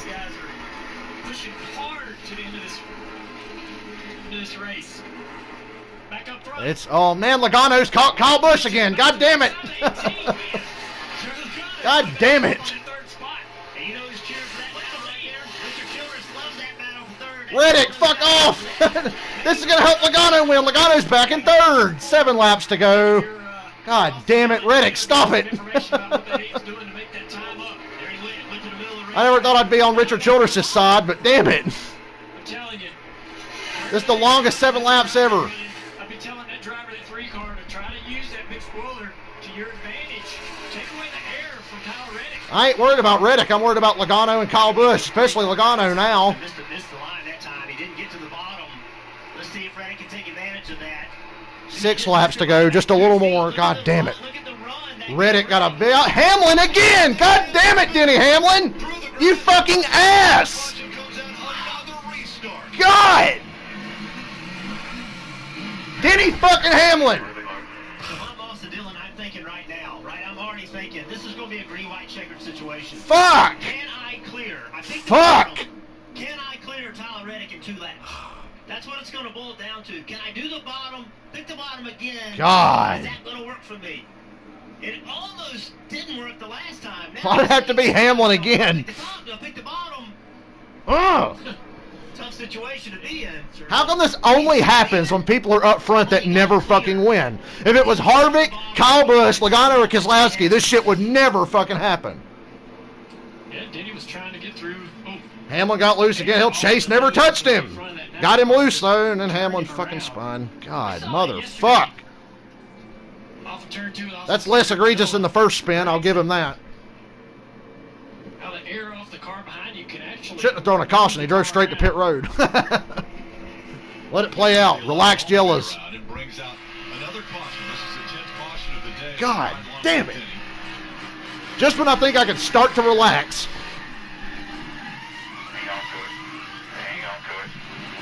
This bullshit happens. Denny Hamlin's spun out twice on a 1.5 miles and has yet to hit the wall. I'd say he's... Yeah, to his credit, he didn't hit the wall and he spun through the grass and the splitter didn't dig in. So he can go back out there and spin out again. I hope Logano's tires fall off. He said he got a vibration. Son of a bitch. One of the crown jewels together, but they thought that their relationship had to be split up. Danny Stockman came in. He had so much experience with Austin Dillon. They thought that was a better pairing. It didn't come to fruition. They paired Justin Alexander back with Austin Dillon. I've talked to him many Austin times. Dillon's changed so many crew chiefs. This young man. He talks about his maturity. Austin Dillon just had a baby. Ace was just born this month. He believes as RCR builds up, and here's Justin Alexander, the chance to deliver his driver yet another win. This pairing is truly underrated. I know Austin Dillon doesn't have huge career wins, but if he wins today, all 3 will be with this crew chief. And if I'm Richard Childress, I'm feeling like, hey, great news, my guys are first and second. And at the same time, I'm thinking, oh my goodness, terrible news, my guys are first and second. I want one of them to win, but they got to work together to make that happen. But they both deserve that shot, right? You can't get on the radio and say, hey man, y'all take, Reddick, take it easy with Austin. Austin, take it easy with Reddick. You can't do that. You got to let them go battle. You go make it happen. I want to die. So it's great to be up front, but now you got This was supposed to be a boring race. Texas is supposed to be boring. It's supposed to be a race you could skip and not miss anything. Not this time. I believe in you. I know you can do it. And he told him before the last restart, now you know how to go through turns 1 and 2. That's where he really gained an advantage last time. But you see the difference. He's going to go to the top this time, Burton. RCR's been fucked twice in the last 20 laps. Said, I think you'll be better off on top. Top lane for the 3-car. He will have Kyle Busch pushing behind him. Take a look. Richard Childress Racing. I mentioned it back in 2011. That was the last 1-2 finish. So oh, you better pick inside lane again. Dickhead Logano's third. Who else finished second in that race? The problem with that. All right, we're going to restart with 2 to go. Not overtime. This is not overtime. It's still in regulation. He stayed on the bottom. At least it's only 2 laps. Austin's had some experience restarting on that bottom. No experience restarting on the top. How do you Mommy. Let's listen into the radio communication of the A-team once again. Man, I thought I drove it off to the turn 1 deep there, but Austin proved me wrong for sure. We gotta want it, but we gotta be smart too. Like I said all day, we've got to finish. I haven't cared this much about an RCR win since like 2005. You gotta finish, but at 24 years old, the Corning, California native, I'm going to die. Saying, you know what, Cole Custer, a rookie, won last week. I'm a rookie, battling for Rookie of the Year. I can win this race as Come on, Reddick. I'll take Austin Dillon, but I prefer Tyler Reddick.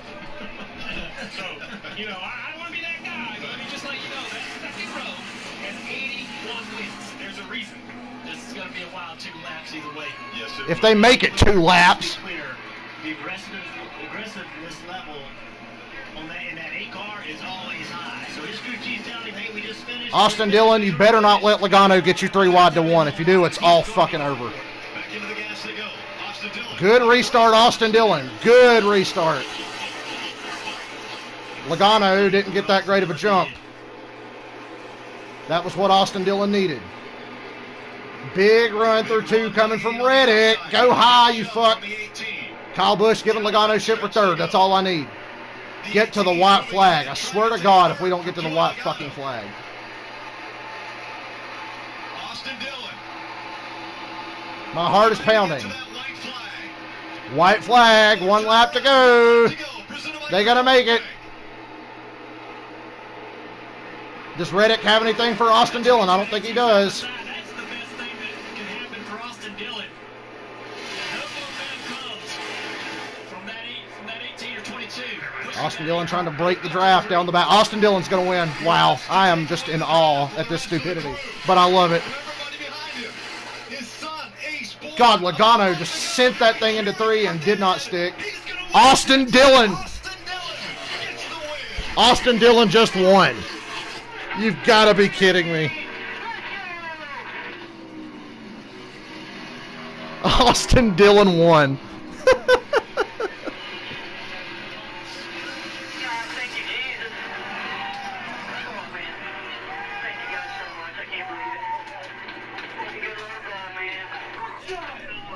I don't know what to say.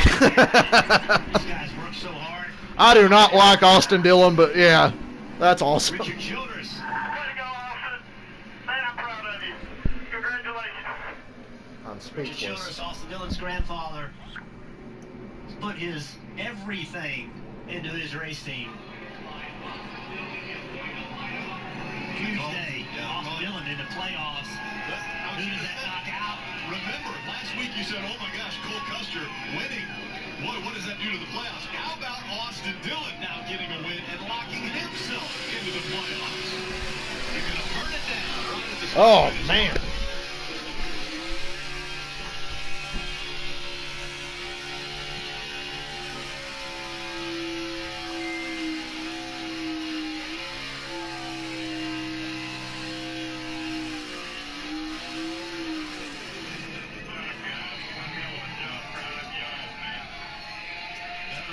was RC, Richard Childress, telling his guys what a great job they've done. This checkered flag moment brought to you by Advance Auto Parts. At least it wasn't Joey Logano. Austin Dillon hears it.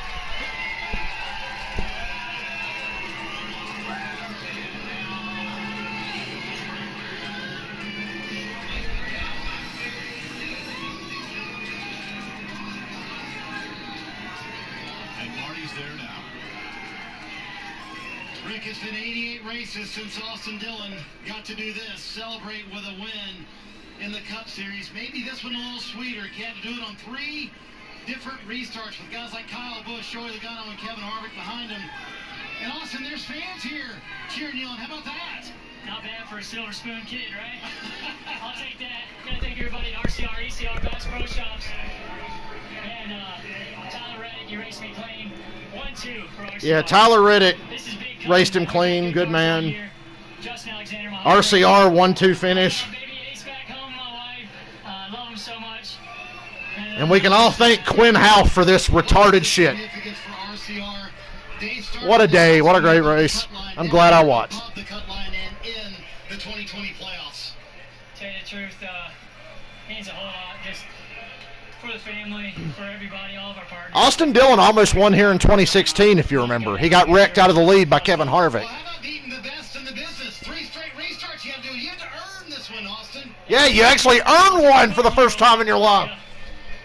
Yeah, definitely had to earn it, and I changed it up. I waited the second one, and I went on the last one, so it worked out for me good. Perfect for Austin Dillon. We'll get him a drink of water here in a moment. Hey, Rick, when it's been 88 races, you don't care if the car rolls away. Austin Dillon wants to celebrate with the fans right now. He's in the playoffs in 2020. He's looking for that checkered flag. This just the 3rd career win for Austin Dillon, but a huge one. As he mentioned, a family now of his own. Austin Dillon. And a big win for the 3 car. Bringing that number back. Yeah, I think that's got a little flack for driving that number that my dad made famous, but that's one thing my dad never did at Texas Motor Speedway was put the 3-car in victory lane. Austin Dillon can say he did. Oh, Junior with the spicy take there. Well, the one thing that Austin Dillon What a day. is enjoying is a trip to victory lane. He is headed for That was a lot of fun. That was a great race. victory lane. What a day it has been for the welcome North Carolina native Austin Dillon. I'm a Hendrick Motorsports fan. 2 finish for RCR. What a run for the I'm a Hendrick fan. today. Austin Dillon winning. Used to be a big RCR DEI fan until this dipshit came along, but at least he actually earned that win. So I'm very happy to see him win that race. Best Texas race of all time, by the way.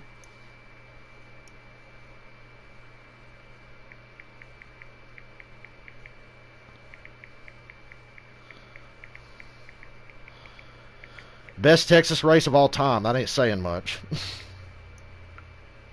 But it was pretty damn good.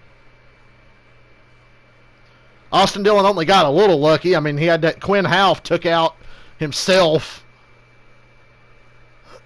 But, boy, I could have never predicted those circumstances playing out the way they did. I would like to thank these shitty race cars with the giant spoiler and all that dirty fucking air. That is the only reason Austin Dillon won this race. And the only reason Tyler Reddick finished second. Because if it wasn't for the dirty air and all that bullshit, Kyle Busch and Joey Logano would have fucking smoked these dudes. Okay? If the tires didn't suck and the cars didn't suck. But circumstances, like I said, dirty air and all that, I mean, it fucking worked out. But let's be real. Kyle Busch and Joey Logano should have fucking smoked these dudes. But hey, 2 laps was just enough. Which, hell, Austin Dillon had the race won 3 times before that, so you got to give him credit. I'm out of breath. I'm tired. I'm speechless. Can't believe this douchebag actually won another race and actually earned it. I'm just stunned. You got to love it. You got to love it, Gorilla. That was a hell of a race. Give credit to the crew. I want to give some credit here for this win. Justin Alexander made a great call, along with the crew chief for Tyler Reddick. Thanks to Quinn Half. To put these guys in position to win. We did not see this coming about 30 minutes ago. The 3 of Austin Dillon was in 7th position. He came down pit road in 7th. All of the cars in front of him take 4 tires. Justin Alexander puts on 2. The 8 car, as you mentioned, takes none. That lines these 2 cars up on the front row. Clean air and tires that don't wear lead to victory for RCR in a 1-2 finish. Like I said, it was more the cars than anything. This is a team sport. The driver gets so much of the credit and so much of the blame, but it takes everybody to make it happen, and that's a great example right there. Great call on pit road, great execution by the driver. You see Bass Pro Shops, an outdoorsman for Austin Dillon, and this might be one of his more cherished trophies right here, because it ends up he gets a cowboy hat here in Texas. And boots, man. And boots. Eddie Gossage, the track president here, will be down to congratulate Austin Dillon. The Silver Spoon bitch! Right here, we talked about the heat. Earlier I said Plastic Spoon had a wreck, and Silver Spoon wins the race. That's what you guys were talking about, a little bit about the heat. I'm sure some of the emotion, probably didn't feel any of it on those last restarts, but then when it was all over, kind of all kept rushing at once. And Austin trains really hard, takes a lot of pride in his conditioning, and you heard him say, I'm about to go down. I was worried about him. And yeah, he's got all that fire there in Victory Lane. It's pretty warm down there as it is. Let's see what the playoffs are looking like after this race. Oh, I'm telling you. Look at that. Woo-wee! Jimmy Johnson's only 2 points to the good now. Playoff berths. And the bubble. Jimmy Johnson +2. Wade Byron came in +30. He's going to leave -2. Tyler Reddick only 14 back right now. Tyler Reddick was 41 out coming into this race. Big shifts right there around that line. Eric Jones ran 6th in the race. Had a good day, another good day at Texas. Hey guys, there's still 8 races until the playoffs. Oh boy. I know Eric Jones is -24 out, but I'd be thrilled coming in this race -42. Any gain on that bubble is a good day.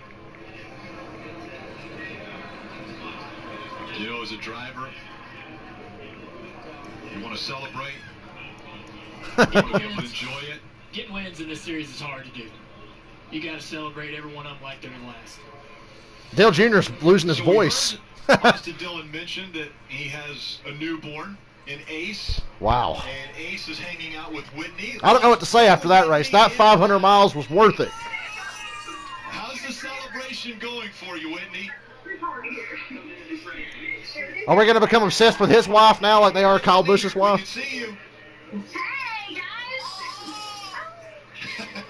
Ace is still celebrating, right? I'm so happy I got to see this race. This was so worth it.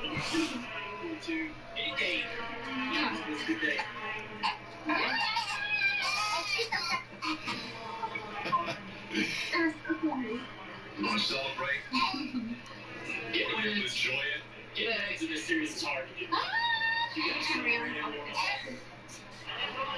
Can they just go back to the fucking broadcast? Well, guys, that's pretty awesome. When you get to see your husband win in this very difficult time when you can't go to the track, people can't be there with you, and then you see something like that where Whitney still screaming, so is Ace. You know, when you have a new child at home, it's so hard to leave them. You know, it's hard to leave and go do your job. And now that he's had this amazing day, you can't wait to get back I'm home. so sad. I need a cigarette after that race. I am satisfied. After achieving something he dreamed Custer, of. now Austin Dillon. You know Ricky Stenhouse is going to win Daytona next month. You know that. Ricky Stenhouse is going to win Daytona. Jimmy Johnson's going to win the Daytona Road Course. Tyler Reddick's going to win Kansas. You're still working as hard as Shit's getting crazy. And your family sees that, and they want to go to Victory Lane. They want to experience that.